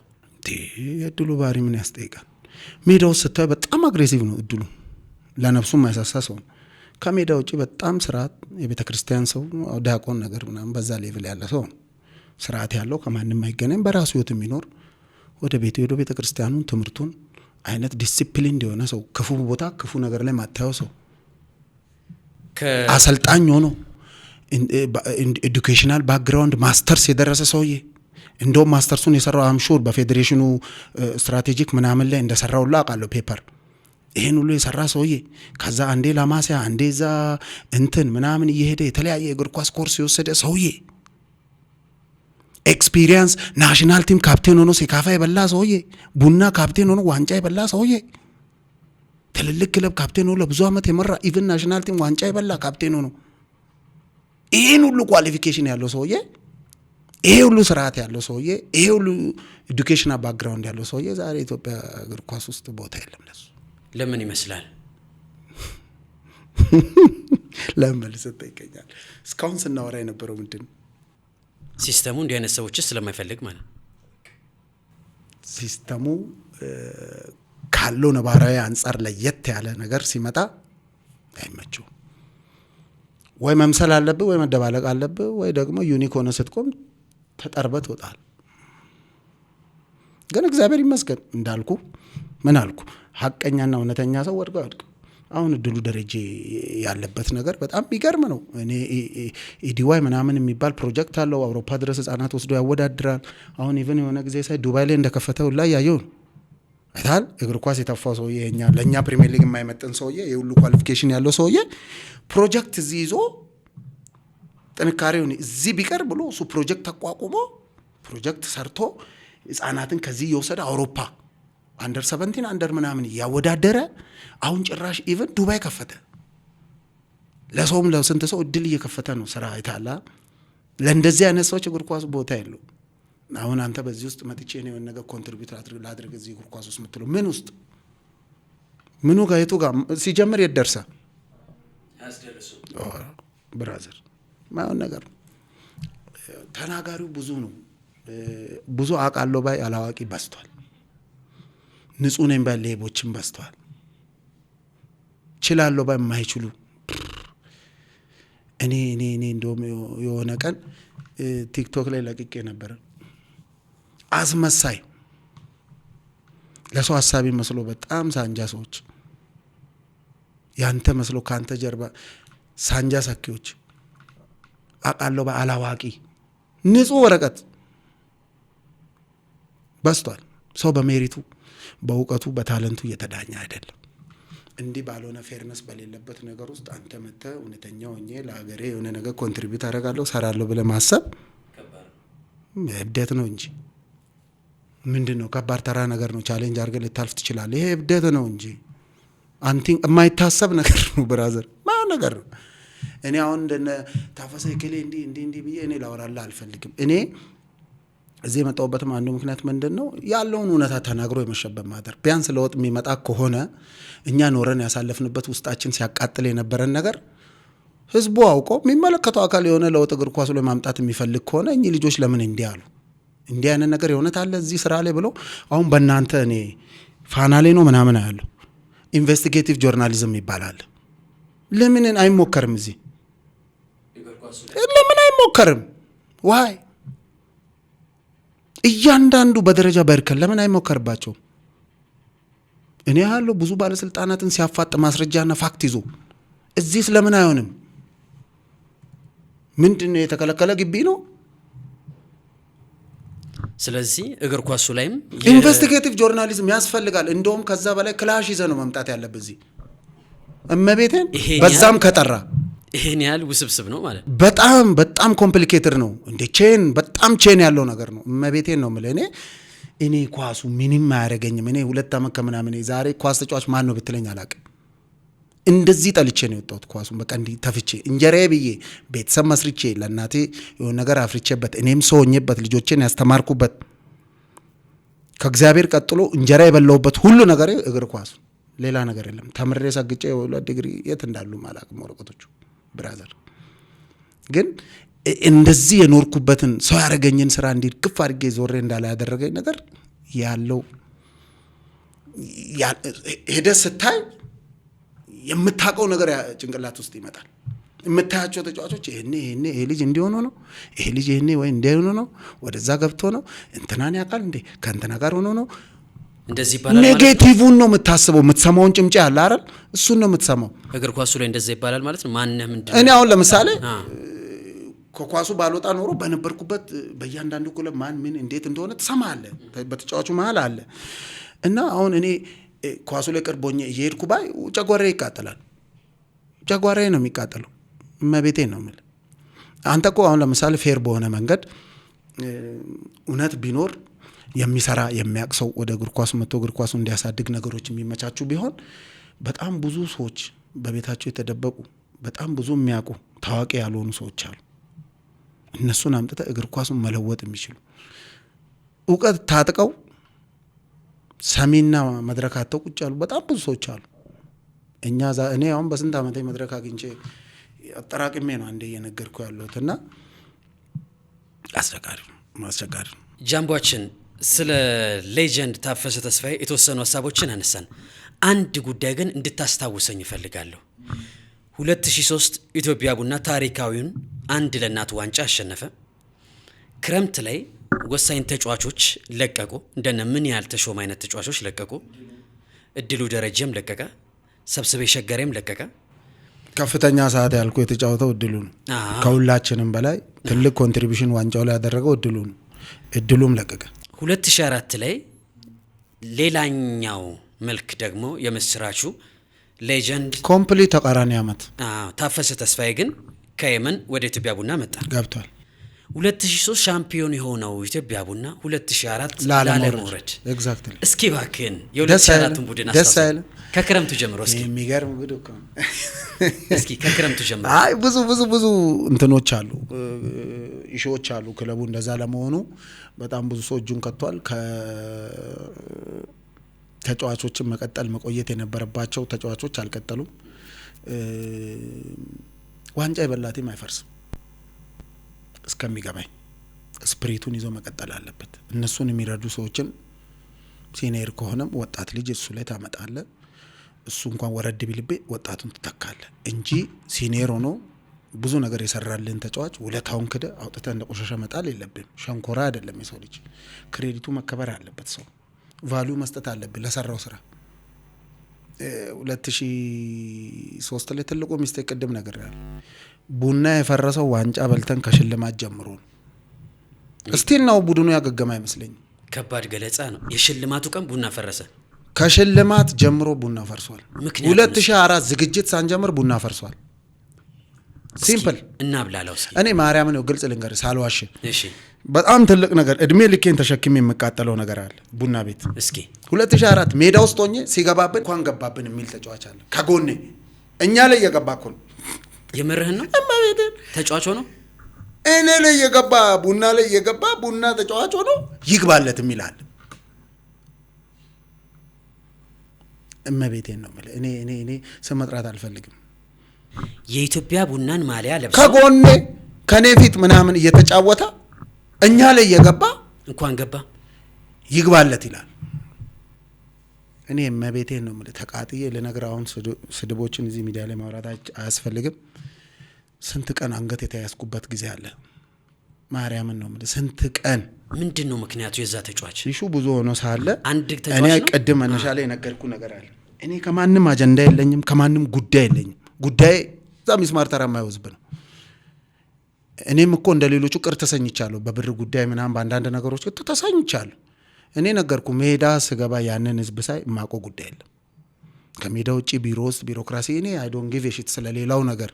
ያን ህዝብ ሳይ ግን እኔ በቃ እንደዛ የጨፈረ ህዝብ ለኛ ብሎ መጥቶ በቂጡ ላይ ኪንታሮት እየወጣ ሚስማር ተራ ሲሚንቶ ላይ የተቀመጠ በረዶ ላይ የቆመ እየጨፈረ ያለ ህዝብ ለዚህ ህዝብ የሆነች ነገር አድርጌ እየጨፈሩ ወደ ቤታቸው እንደሄዱ በደስታ ለኔ ከዛ በላይ ሳቲስፋክሽን አልነበረም። እውነቴን ነው፣ ተሰክስ አይደለም። እንደ ሰው ወጥቼ እንዲህ ሚዲያ ምናምን እንትን መልሶ አይደለም። እንቅጭ ነው የምነግርህ። አሁን እስካሁን የምናገረውም ነገር እስካሁን ያየሁትን የተሰማኝን ማቆን አውቃለሁ ብዬ የማስበው ነው እንጂ ሌላ እኔ የሆነ አነጋጋሪ መሆን ምናምን አነጋጋሪ መሆን በፈልግማ 14 ዓመት መጠበቅ 15 ዓመት መጠበቅ አለብኝ እንዴ? ምን ችግር አለ? ፕላትፎርም ከፍተህ እኮ ሰው እንደሚለው እኮ አነጋጋሪ ሹ አንስተህ ፌመስ መሆንም ይቻላል። ግን ምን ያደርጋል? ለምን? እኔ አሁን ካወራን ነው ማለት ቲሙ የፈረሰው ሽልማት ፕሮግራም ላይ ነው። ሽልማት ፕሮግራም ላይ ቲሙ ፈረሰ። መልቀቅ የሌለባቸው ልጆች ለቀቁ። የቀጠሉ ልጆችም ያገኙት ገንዘብ ፌር አልነበረም። ሜቢ ከኔ ውጪ ለኔም ክለቡ አይደለም የሰጠኝ፣ ግልጹን ነው የምነግር። ቡና አይደለም የሰጠኝ ብሩ። ማን ሰጠ ታዲያ? ቡና የሚገርሙ ደጋፊዎች አሉ። መቤቴን ነው የምልህ። ሜዳ የማይመጡ ግን ለቡድኑ መቤቴን ነው የምልህ። እኔ እንዲህ ደማቸውን የሚሰጡ ሰዎች አሉ። መቤቴን እኔ በጣም አስደንጋጭ ሰዎች አውቄያለሁኝ። እኔ 2003 ላይ ኤክስፔክት ማታረጋቸው ሰዎች መንገድ ላይ መኪና አቁሞ ብር የሰጠኝ ሰው አለ። እኔ መቤቴን ነው የምልህ። ያው ከሚስቴ ጋር ሆኜ እዚህ ፒያሳ የኦሮሚያ ክትፎ ቤት 2003 ክረምት ላይ ነው። እሷ ክትፎ ስለምትወድ እዛ የኦሮሚያ እንሄድ ነበር ፒያሳና ዋንጫውን በልተን የሆነ ሰዓት ከእሷ ጋር እዛ ሲሄድ አንዱ በመኪና ዋይና ጃምቡላ ብሎ መኪና አቁሞ በቃ አንጀቴ ስለራስ አለ። በቃ አንጀቴ ዘመናት ቁስሌን ስላራስክ እግዚአብሔር ይስጣችሁ እግዚአብሔር ይስጥ ምናምን ብሎ መኪና ውስጥ ያለው ይሄ ብቻ ነው ብሎ በሸራ አውጥቶ 10 ምናምን ሺህ ብር ሰጠኝ። 10 ምናምን ሺህ እመቤቴን ነው እዛው ዋንጫ በልቼ ሰኔ በልቼ ሐምሌ ነው ነሐሴ ውስጥ ዝግጅት ከመጀመሪያ በፊት በቃ አንጀቴን ስላራስኮ ብሎ እመቤቴን ነው የምልህ። መኪና አቁሞ መጥቶ ብሎ ተንጠልጥሎብኝ ፎቶ ምናምን ተነስቶ እንደገና ጠብቀኝ ብሎ ሮጦ ሄዶ ከመኪና ውስጥ ይሄ ብቻ ስላለ ነው መኪና ውስጥ በእናትህ እሺ በለኝ አስፓልት ላይ አቁሞኝ ሰጥቶኝ ሄደላል። እንደዚህ አይነት ደጋፊ ያለበት ቲም ነው ቡና። እኔ ዋንጫን በልቼ ቡና ያስቀጠሉኝ ደጋፊዎች ናቸው እንጂ ኦልሞስት ወደ ደደቢት ልትሄድ ከጫፍ ደርሰን እድሉን አግኝቼ ነበር በሚገርም ገንዘብ። ግን እግዚአብሔር ይስጠው ገብረመድህንን እዚህ ጋር ማመስገን ፈልጋለሁ። እሱ ጥሩ አድቫይስ ሰጠኝና ክለብህን አስቀድሞ ዋንጫ የበላበት ክብር ያገኘበት ክለብ ነው። በሚቀጥለው አንበልነ ለትንሽ ብር በህይወት ላይ ለውጥ ለማያመጣ ብር ክብርን ጥላ አትሂድ። እንደውም ኤግዛምፕል አድርጎ ለቆ የገባው ልጅ ስሙ መጥቀስ አልፈልግም። እሱ አሁን የሚያየው ስትረስ የሚያየው ጫናና ሎድ ከባድ ነው። አንተ እንዲህ ያን ነገር ውስጥ መግባት የለብህም ተረጋጋ ምናምን ብሎኝ እኔም ደግሞ ለመልቀቅ ኢሚዲየት ላይ አልፈለኩም። እኔ ዋንጫውን በላው እዚህ በአንዳንድ ሰፈር ግብዣ ምናምን ነበረ የሄድኩኝ። ብዙ ግብዣዎች ላይ ሳሪስ 22 መገናኛ ምናምን ትጠራል ደጋፊዎች ፕሮግራም እያዘጋጁ ሄጄ በቃ ክረምቱ ሙሉ ፋን ነበርና የሄድ ፖስተር ይሰጣል፣ አንዳንድ ቦታ ገንዘብ ይሰጣል ምናምን እንዲህ ፍሬ ምናምን ብዙ ፖስተሮች አሉ እስካሁን የተሰጡኝ ቤቴ ቁጭ አሉ። እንደዚህ ሲዘረግ ሰው ተሸክሜ ምናምን እያሰሩ ምናምን ባነር ምናምን ሳንቲም ግብዣ የሚገራርም ቦታ ይደረግላል። ቻይና ልውሰድ ያለም ሰዋል መቤቴ ዱባይ ይሻላል ቻይና ያላል። እና የቡና ቤት ታሪክ በጣም ከዛ በኋላ ግን 2004 ላይ ታፈሰ ተስፋዬ ላይ ስለሆነን ያለ ነው የመጨረሻዎቹ 2 ጨዋታዎች ላይ እሱ ነው ከመውረድ ያዳናችሁ። ያንን ሞመንት አስታውሰኝ እስኪ። ያው ዋንጫ በበላን ኤግዛክትሊ በቀጣዩ አመት የተሻለ ስብስብ ይዘን ግን የፈረሰ ቲም ይሄ ነው እግር ኳስ ላይ ከባዱ ችግር።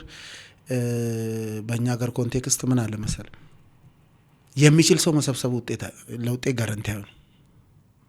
ለውጤት ጋራንቲ የሚሆነው አንድና አንድ ነገር ነው፣ ተግባብቶ ተስማምቶ አንዱ የአንዱን ክፍተት ለመሸፈን ተባብሮ ለመስራት ፈቃደኛ የሆነ ሰው ካለክ በቃ ወታደር በለው ምንንም አሸንፎ ይዞ መውጣት ይችላል ውጤቱ። እኛ 2003 እሱን ያደረግነው ቤንች በብዛት ቤንች የለንም እኮ እኛ 2003 እኮ ዋንጫ ስንበላ ቤንች የለንም። አንበሳው እግራችን ጫማ ውስጥ አልገባም ብሎ አብጦ እኮ በስሪንጅ አልወጣ ያለጠም በእንትን ጠቅልለን ምናምን ሳፖስተር በዚህ ዲክሎ ቅመ ነው ገብተ የተጫወት ነው። አሁን ይሄንን ማን ያቅልናል? የሚያቅልን የለም። ይሄ እኮ ወሳኝ ታሪክ ነው ለቡድኑ ትልቅ ታሪክ ስንሰራ ስንት ነገር መስዋዕትነት ከፍለን። ግን አሁን አንተ እኔ አሁን በጣም መስዋዕትነት የከፈሉ ልጆች ስማቸው ሳይነሳ ክሬዲት ሳይሰጥ ሲቀርሳ ያማል። በሰራው ልክ መመስገን አለበት። አሁን ምስጋና ፍለጋ ምናምን አድርጎ ሰው እንዳያዩ ይሄ ነገር በጣም ኢምፕሊኬሽን ስላለው እንደ ሀገር እግር ኳሱም ላይ ትልቅ ኢምፕሊኬሽን አለው። ለምሳሌ ኦንሪ ሐውልት አያስፈልገውም ኤሚሬት ስቴዲየም ፊት ለፊት የኦንሪ እያንዳንዷ ታሪክ ሪከርድር ነው በካሜራ የተያዘ ዓለም ሁሉ ኢቭን እኔ አቆይለ እንዴ ተወዛ ያለው ኢንስፓየር ማድረጉን እኔን እዚህ ኢትዮጵያ ውስጥ ያለው ታውቂያለህ እንዴ የኛ ሀገር እንደዛ ሪከርድድ አይደለም። ለሚመጣው ትውልድ እዛ ቡድን ላይ መጥቶ የሆነ ነገር ሰርቶ ያለፈን ሲኒየር ተጫዋች የሆነ ነገር ኮንትሪቢዩት ያደረገን ሰው ቫልዩ መስጠት አለብን፣ ቦታ መስጠት አለብን። ለሌላ ታሪክ አይደለም። ይሄ የቫልዩና የእንትን ጥማት አይደለም። ክለቡ ለራሱ ሲል ነው ፖዚቲቭ ነገር የሰሩለትን ተጫዋቾች ለክለቡ የሆነች ነገር ኮንትሪቢዩት ያደረጉት ታሪክ የሰሩ ተጫዋቾችን ሲምቦል አድርጎ ምሳሌ አድርጎ ክለብ ውስጥ ማስቀመጥ አለበት። ለሚመጡ ተጫዋቾች ኢንስፒሬሽን እንዲሆን ሞቲቬሽን ጭምር እንዲሆን። ለማንም ብሎ አይደለም ክለቡ የሚያር ለታፈሰ ሐውልት ብሰራ ለታፈሰ ምኑ ነው እና አሁን ለታፈሰ ቡና ካምፑስ ለታፈሰ ሐውልት ብሰራ ለታፈሰ ምኑ ነው?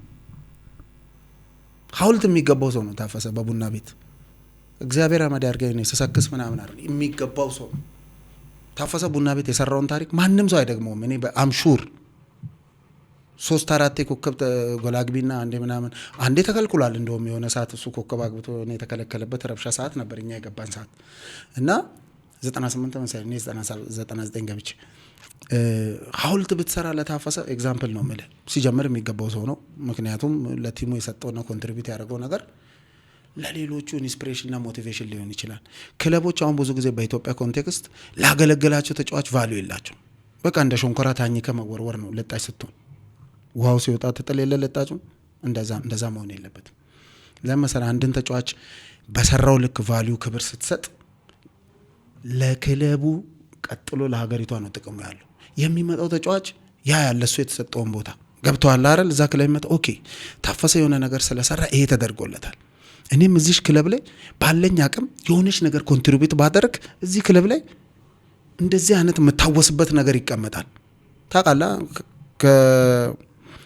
ከመቃብር በላይ የሚውለው ስም ነው። በጎ ነገር አድርጎ እንደታፈሰ እንደዚህ የሚታወስበት ነገር ታሪክ ቢኖረው ነገ ለቤተሰቦቹም ልጆቹ መጥተው የሚኮሩበት ነው። ይሄ ከገንዘብ በላይ አንድን ተጫዋች ሞቲቬት ያደርጋል። በቃ እንደታፈሰ ባለኝ ጊዜ እዚህ ቤት ውስጥ የሆነች ነገር ኮንትሪቢዩት አድርጌ ስሜ በፖዚቲቭ እንዲነሳ አድርጌ እንድታወስ አድርጌ ለወደፊትም እኔም የምኮራበት ቤተሰቤም ልጆችን በስሜ የሚኮሩበት አባታችን ይሄን አድርጓል የሚሉበት የሆነ ታሪክ ሰርቼ ማለፍ አለብኝ ብሎ ያለ የሌለውን አውጥቶ ለቡድኑ ሲሰጥ ቡድኑ ወደ ውጤት ነው የሚንደረደረው አይደል እንዴ? እያንዳንዱ ተጫዋች የሚችለውን ሁሉ አውጥቶ ለክለቡ ኮንትሪቢዩት ሲያደርግ ክለቡ ወደ ውጤት ይመጣል። ክለቡ ወደ ውጤት ሲመጣ ደግሞ ሁሉም ተጫዋች በክለብ ውስጥ ባለበት ክለብ እንደዚህ አይነት ሞቲቬሽን ውስጥ ሆኖ የሚሰራ ሲሆን ሀገሪቷ ደግሞ የተሻለ ተጫዋች ካለው ነባራዊ ሁኔታ ውስጥ መርጣ መውሰድ ትችላለች። የተሻለ ውጤት ሊመጣ ይችላል። ይህ የተያዘ ነገር ነው። ቼን ነው እንዲህ አንድ ቦታ የሚቆም ነገር አይደለም። ለዚህ ክለቦች ላገለገሏቸው ተጫዋች ቁም ነገር ሰርተው ላለፉ ተጫዋች ኤግዛምፕል መሆን ለሚችሉ ተጫዋቾች ክለብ ውስጥ ቫልዩ ተሰጥቶ ማስታወሻ ነገር መኖር አለበት። ክሬዲት መስጠት አለበት። ለራስ ስትል ለሀገሪቷም ስትል ለሚመጣው ጀነሬሽን ኢንስፒሬሽንም ሞቲቬሽንም ይሆናል። እሱ እንዳለ ሆኖ ወደ ታፈሰ ሲቀጥልል የመጨረሻዎቹን 2 ጨዋታዎች እስከ መጨረሻው 2 ጨዋታ ወራጅ ነን፣ አላረጋገጥንም መትረፋችንን። አስበው ዋንጫ በልተን 2004 ጥሎ ማለፍን በልተና ያሸናፊዎች አሸናፊ በልተና ባይዘው በዛ መሀል ከጊዮርጊስ ጥሎ ማለፍ በልተው ያሸናፊዎች አሸናፊ 2 ጨዋታ ደርሶ መልስ ነበረ። እኔ እንደውም በአንደኛው ላይ በሁለት ቢጫ ነው ምናምን ተቀጥቼ አሸንፈን ሁለተኛው ላይ አንበል ነበርኩኝ አልገባውም። እኔ አብርሃም አንበል ሆኖ እኔ እንደውም የክት ልብሴ ለብሼ አሸንፈን ወጥቼ ዋንጫ ይዤ አንስቻለሁ። 2004 ላይ ማለት 2004 መጀመሪያ ላይ የተካሄደው አሸናፊዎች አሸናፊ ነው። እነሱ ጥሎ ማለፍ እኛ ፕሪሚየር ሊግ ስለነበርን እና ከዛ 2004 ቲሙ ነገርኩ የፈረሰው ከሽልማት በኋላ ነው። ሲወርድ በጣም ብዙ ጣጣዎች አሉ። ተወርቶ ማያልቅም። በጣም ብዙ እጆችም ነበሩ። አንዳንድ ግለሰብንም ከክለብ በላይ ማድረግም ነገር ነበረ። የሆነ አንጃ ግሩፕ ምናምንም ነበረ። ተጫዋቹም ደግሞ በፈረመበት ስፔሻሊ ዋንጫ የበላው ተጫዋች ተከፍቷል። በሽልማት ተከፍቷል። በፍርሚያ ብር ተከፍቷል።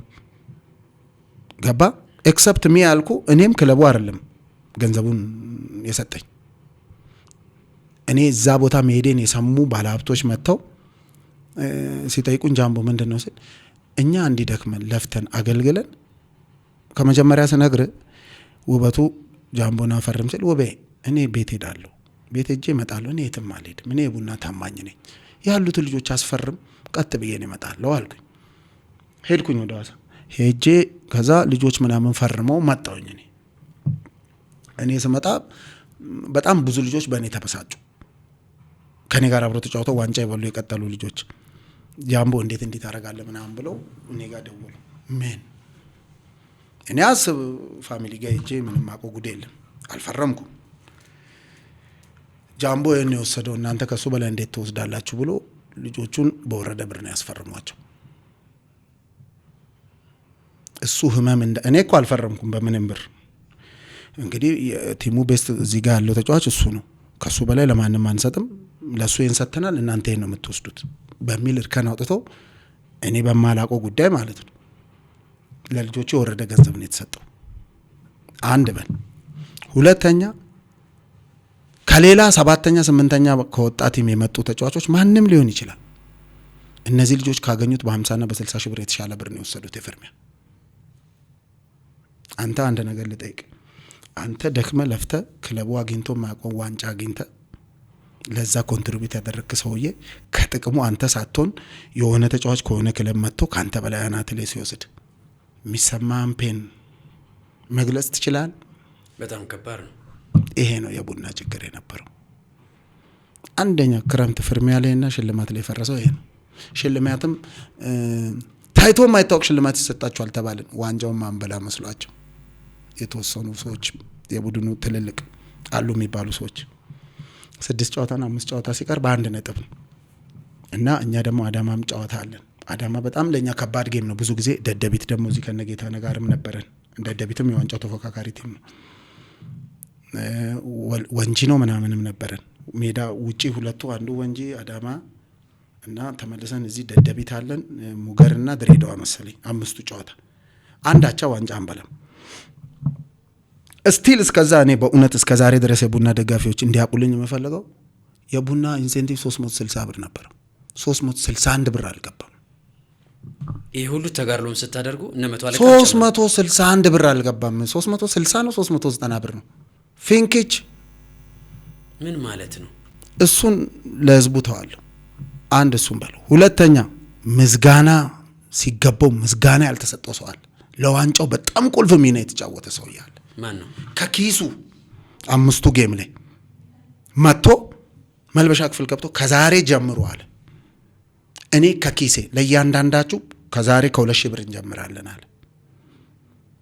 ውበቱ መጥቶ ከኔ ቢሮ ወስዶ ነገ ትሬኒንግ ላይ ይሰጣቸዋል። 2,000 ብር፣ የሚቀጥለው 2,500፣ የሚቀጥለው 3,000 ብር፣ ከዛ 3,500፣ ከዛ 4,000 ብር ለአምስቱ ጌም ከኪሱ በአንድ ጌም አስብ 30 ተጫዋች 2,000 ብር፣ ከዛ የሚቀጥለው 2,500 2,500፣ በሚቀጥለው 3,000 ብር።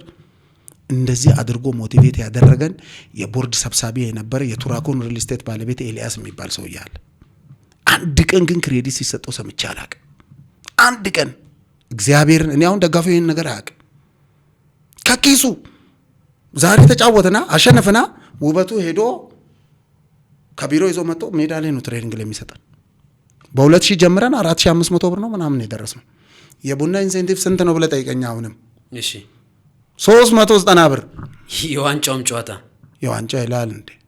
ዋንጫው ኦልሬዲ እኮ ጨረስን፣ ደረስን። 99% ጨርሰናል። እሱን ጌም አሸንፍ። ሙገርም ላይ እነዚህ 5ቱ ጌሞች እኮ ማለት አንድ ጌም አቻ ማለት ዋንጫ የለም ማለት እኮ ነው ብራዘር። አመራሮቹ ምን ነክቷቸው ነው ታዲያ? እሱን ህዝቡ እንዲጠይቃቸው ፈልጋለሁ። በደንብ አድርጎ ይጠይቃቸው። ተወርቶ አቅም ተደብቆ ያለ ነው ህዝቡ።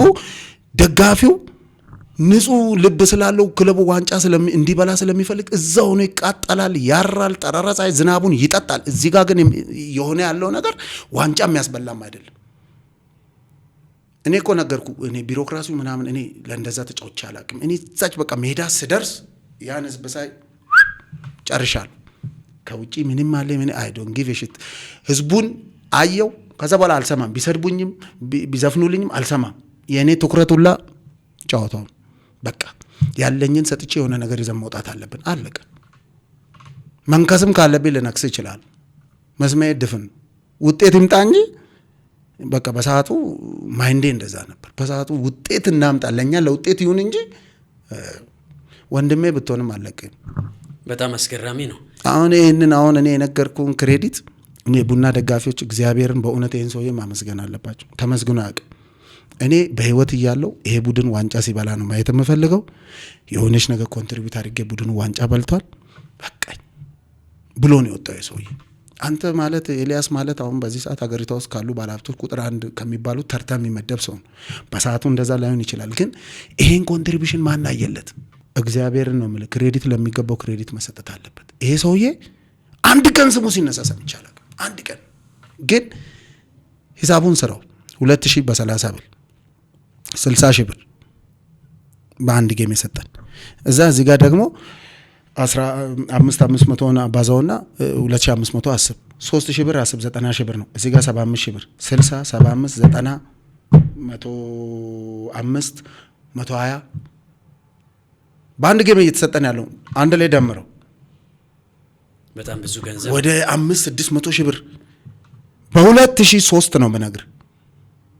ይህን ሁሉ ከኪሱ አውጥቶ ኮንትሪቢዩት ያደረገ ሰው አንድ ቀን ሲመሰገን ሰምቼ አላውቅም። አንድ ቀን ደጋፊው አያውቅም። እኔ እንዴት ደጋፊው ላይ ትፈርዳል? ጉዳችንም እናውቀው እኛ ነን። እድሉ መሳቅና ማለት ያቃተው ተጫዋች ነው። ሳፖስተር የለ ዲክሎፊናክ የለ እንደ ቆሎ እየቃመ ጉበትና ጨጓራውን ጨርሶ ነው ዋንጫ የበላ ነው። ከማናችንም በላይ ብዙ ሰዓት ተጫውቶ እድሉ ሲመሰገን አይታል? ስሙ ሲጠራ ሰምታል ወይ? እኛም እንዴት እንደተጫወትን እናውቀዋለን። አብረን የነበረን ሰዎች እኮ እናውቀዋለን ማን ምን እንደሰራ። አሁን እዚህ ጋር የክሬዲት ሽሚያ አይደለም፣ ምስጋና ምንም በህይወታችን የሚጨምረው የሚቀንሰው ነገር የለም። ግን ክሬዲት ለሚገባው ክሬዲት መሰጠት አለበት። ሪል የሆነ ነገር እውነታው ታውቆ ህዝቡም አውቆት ለክለሙ የሆነ ኮንትሪቢዩት ያደረገ ሰው መመስገን ያለበት መመስገን አለበት። ብራዘር ነገ ሌላ ሰው መጥቶ የሆነ ነገር ኮንትሪቢዩት እንዲያደርግ ታነሳሳለ፣ መንገድ ትከፍታል። ዝም ብለህ እከሌ ሲባል አሁን እኔ ብዙ ጊዜ ሰማለሁ እከሌ ኦኬ ግን ስንት መስዋዕትነት የከፈሉ ሰዎች አሉ። ስንት በገንዘብ ማይተመን አስተዋጽኦ ያሉ ሰዎች አሉ። እኔ እስከ ዛሬ ድረስ ግራ እየገባኝ ያለው እውነት የቡና ደጋፊም እንዲጠይቅልኝ የሚፈልገው እነዛ ተው ሌላውን እነዛ 5 ጌም ደርሰው ቃል በቃል ልንገር 6 ጌም ነው 7 ጌም እያለ እኔ ምንም የሚያስፈራኝ ነገር ኖሮ አይደለም። ቦርዱ መጣ። እሺ 7 ጌም ምናምን መሰለኝ 6 ጌም 7 ጌም እኔ ቃል በቃል ያሉትን አስታውሳለሁ። ቃል በቃል እመቤቴን ነው የምልህ እንደ ዛሬ ነው ማስታውሰው። እኔ ተሰብስበን በሰዓቱ የነበረው ውዥንብር ምንድን ነው? ጊዮርጊስ ከኛ 1 ነጥብ ነው ከስር ያለው። እኛ ደደቢት አለን አዲስ አበባ፣ አዳማ ላይ ከአዳማ አለን። ያው ሞስት ፕሮባብሊ አይበሉም የሚል ካልኩሌሽን አለ መሰለኝ። ይሄን አሁን ደጋፊ ተባቶ ያውቃል? ይሄ ምስኪን ህዝብ እየወጣ እዛ ጠራረጻ ላይ ይጮህ እንጂ ምን ያውቃል ውስጥ ያለውን ቢሮክራሲ? እኔ እኮ አልኩ ሜዳ ስገባ ቢሮክራሲ ቢሮ ውስጥ ያለውን የሚወራውን ነገር እከሌ እንደ እከሌ አሁንም ሰው ለመውቀስ አይደለም፣ ግን እውነታውን ማወቅ አለበት ደጋፊ። ቦርዱ ምን አለ? ይሄ ዋንጫ በኢትዮጵያ ቡና ታሪክ ተበልቶ አይታወቅም፣ ታይቶ አይታወቅም፣ ተሰምቶም አናቅም። ለብዙ ዓመት የደከምንበት ነው። ይህን ዋንጫ ከበላን በኢትዮጵያ ታሪክ ተሰጥቶ የማይታወቅ ሽልማት እንሸልማለን። ቃል በቃል ነው የተባለው። ወርድ ባይ ወርድ አንድ ፊደል አልቀየርኩ አደረጉት። በቡና ታሪክ ታይቶ የማይታወቅ በልተን ማናውቅ ዋንጫ ስለምንባል ስለሆነ ይሄን ከበላን በቡድኑ አይደለም በኢትዮጵያ እግር ኳስ ታሪክ ታይቶ የማይታወቅ ሽልማት እንሸልማቸዋለን ተብሎ ቃል ተገባ። በዛን ሰዓት ጊዮርጊስ በየአመቱ እየበላ 60 እና 50 ሺህ ነው የሚሸልመው። ኢማጂን ደደቢት እንደውም ረብሻ ተነስቶ በ30 ደቂቃ ተቋርጦ ለደደቢት ዋንጫ አልተሰጠም ከጊዮርጊስ ጋር ጥሎ ማለፍ። በሱ ዋንጫ ስንት ነበር የተሰጣቸው? በ40 ደቂቃ ጌም 35 ሺህ ብር ምናምን ሽልማት የተሰጣቸው። እንደዛች ተባልን። ኢንሴንቲቭ ግን 1 ብር አልጨመረም። ማይንድ ዛት በቅችን ነገር አስብ። እኔ የቡና ደጋፊ ሄዶ እንዲጠይቅልን የምፈልገው 5 ጌም ቀርቶ አቻ ዋንጫ ሲያሳጣን ሰው ሞቲቬት የሚያደርገው ገንዘብ ነው። መጥተው በእነዚህ ጌሞች ውስጥ ሞቲቬትድ ሆናችሁ ተነሳሽነታችሁ ጨምሮ ነጥቡን ይዛችሁ እንድትወጡ ወደ ዋንጫ እንድትሄዱ ኢንሴንቲቫችንን እንዲያደርገናል። ዲስ ኢዝ ኖርማል አይደለ? ሰው ሞቲቬት የሚያደርገው ገንዘብ ነው አይደል? ቅድም ካልኩ ስም ከመቃብር በላይ እሱ ሌላ ሾው ነው እንዳለ እንዲያደርገናል። ኢንሴንቲቭን ከፍ አድርገናል ጨምረናል የሚል ወፍ የለም። ነገርኩ። አንድ ግለሰብ ከኪሱ ሰጥቶ ነው ዋንጫ ይበላ ነው። እመቤቴን ከእግዚአብሔር ቀጥሎ የህዝቡ ድጋፍ፣ የእግዚአብሔር ፍቃድ፣ የህዝቡ ድጋፍ እና እንደዚህ አይነት ስማቸው የማይነሱ ሰዎች ዛሬ ክሬዲት የማይሰጣቸው ተጫዋቾች በጣም ብዙ ነገር የተከፈለበት ዋንጫ ነው ያ ዋንጫ። ቤንች የለንም አልኩ ብራዘር።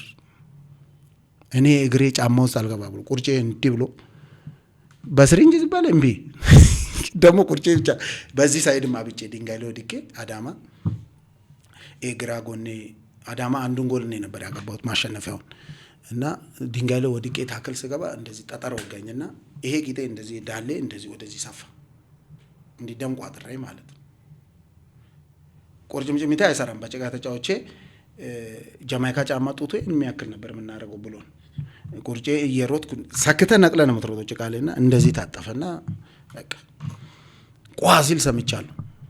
ግን መስማዬ ጥጥ ነው። እንዴት አድርጌ መውጣት ይችላል? ጨረስን። እዛ ሄደው የፈረደበን ዲክሎፊናክ ትቅማለ፣ ሳፖስተር በቂ ትከታለ፣ ሰውነት ሬሳ እስከሚሆን ድረስ እንደዛ ሆነን እንደዚህ አብጬ ይሳቅ ትዝ ይለኛል። ስሪንጅ አምጥታ ብትል ደሙ ስሪንጅ ውስጥ አይገባም። እዚህ ጋር እንዲህ እኮ ዳሌ አውጥቼ ጌም አለ። ቆይ ቀዳዳው ሰፊ የሆነ ስሪንጅ ይዤ እመጣለሁ አለች። ደሙ ምናልባት ረክቶ ከሆነ ብላ ቀዳዳው ሰፊ ስሪንጅ ስታመጣም ደሙ ጓጉሏል፣ አይወጣም። ያለን ቻንስ መቅደር ነው አለች። ቀደን ደሙ እናፍስ። ከቀደርሽ ደግሞ ቁስል ይሆናል። ከተሰፋ ደግሞ ሜዳ ውስጥ ገብቼ በዚህ ላይ በዚህ ሳይድ መውደቅ አልችልም። ስለዚህ ታዩ በቃ አሪፍ ዳሌ ነው ቺክ ሆናለሁ ብዬ ታዩ እስቲል አለ እሱ ተሸክሜ ነው የምኖረው በህይወቴ። አሁን ያ ደም ምን ያርገኝ ምን ይሆን አዶ ነው። ከዚህ በላይ የከፈለ ሰው አለ አብሬው አጠገብ ሆኜ ያየሁት። ይሄ ዋንጫ በተራ የመጣ አይደለም። በጣም በስቃይ በመከራ በስንት ሰዎች ጸሎት በስንት ደጋፊ ለቅሶና እንባ ነው የመጣው። በስንት ተጫዋች ሳክሪፋይስ። ግን የከፈሉ ሰዎች በከፈሉት ልክ ክሬዲት አገኙ። ክሬዲትም አላገኙም። የተወሰነ አካል የሆነ አጨብጫቢና አጃቢ ሊኖረው ይችላል። ኢትስ ኦኬ፣ እሱም ኮንትሪቢዩት አድርጓል። ግን ሪሊስቲክ የሆነውን ነገር ደግሞ ያገለገለን ሰው ማመስገን ግድ ነው። ቅድም ከነገርኩ ይሹ አንጻር እና እንደዚህ ደግሞ ሰውን እውነታውን አይተ አፕሪሺየት አድርገ እንትን ማትል ከሆነ ነገ ቡድን ውስጥ የሚመጣው ተጫዋች ምንድነው ኤክስፔክት የምታደርገው? በጣም አሪፍ። ተስፋዬ በቀለ ጃምቦ በታሪካዊ የ2003 የኢትዮጵያ ቡና ቡድን ውስጥ ከነበሩት በብሔራዊ ቡድን ደረጃ ሀገራቸውን ካገለገሉት መካከል አንዱ ነህ። ጥሪያችንን አክብረህ እዚህ ስቱዲዮ ተገኝተህ የመፍትሄ ሀሳቦችን የነበሩ ችግሮችን ስላጋራህን ከሽንገላ በጸዳ አንደበት የእውነት እግዚአብሔር ያክብርልን፣ ክብረት ይስጥልን ብያለሁ ጃምቦ። እኔም አመሰግናለሁ። አክብረ ጠርተ አይተን ተቃጥለን ውስጣችን ቁጭ ያደረግነውን ነገር እንድንተነፍስ እድሉን ስለሰጠሽኝ አመሰግናለሁ። ከዚህ በኋላ እንግዲህ የተሰማኝን ማቆን በኑሬ በህይወቴ ያየሁትን ነገር ለሆነ ሰው ከጠቀመ ብዬ ነው እንጂ ለኔ የሚጨምር የሚቀንሰው ነገር የለም። ግን አንድ ሰው ማቃናት ከቻለ የሚመለከተው አካልም ሰምቶ ያለውን ነገር መፍትሄ ፈልጎ እግር ኳሱ ወደ ፖዚቲቭ መንገድ እንዲሄድ ማድረግ ከቻለ ኢትስ ጉድ። እሱ ነው እንጂ ሌላ ምንም ቤኔፊት የለም።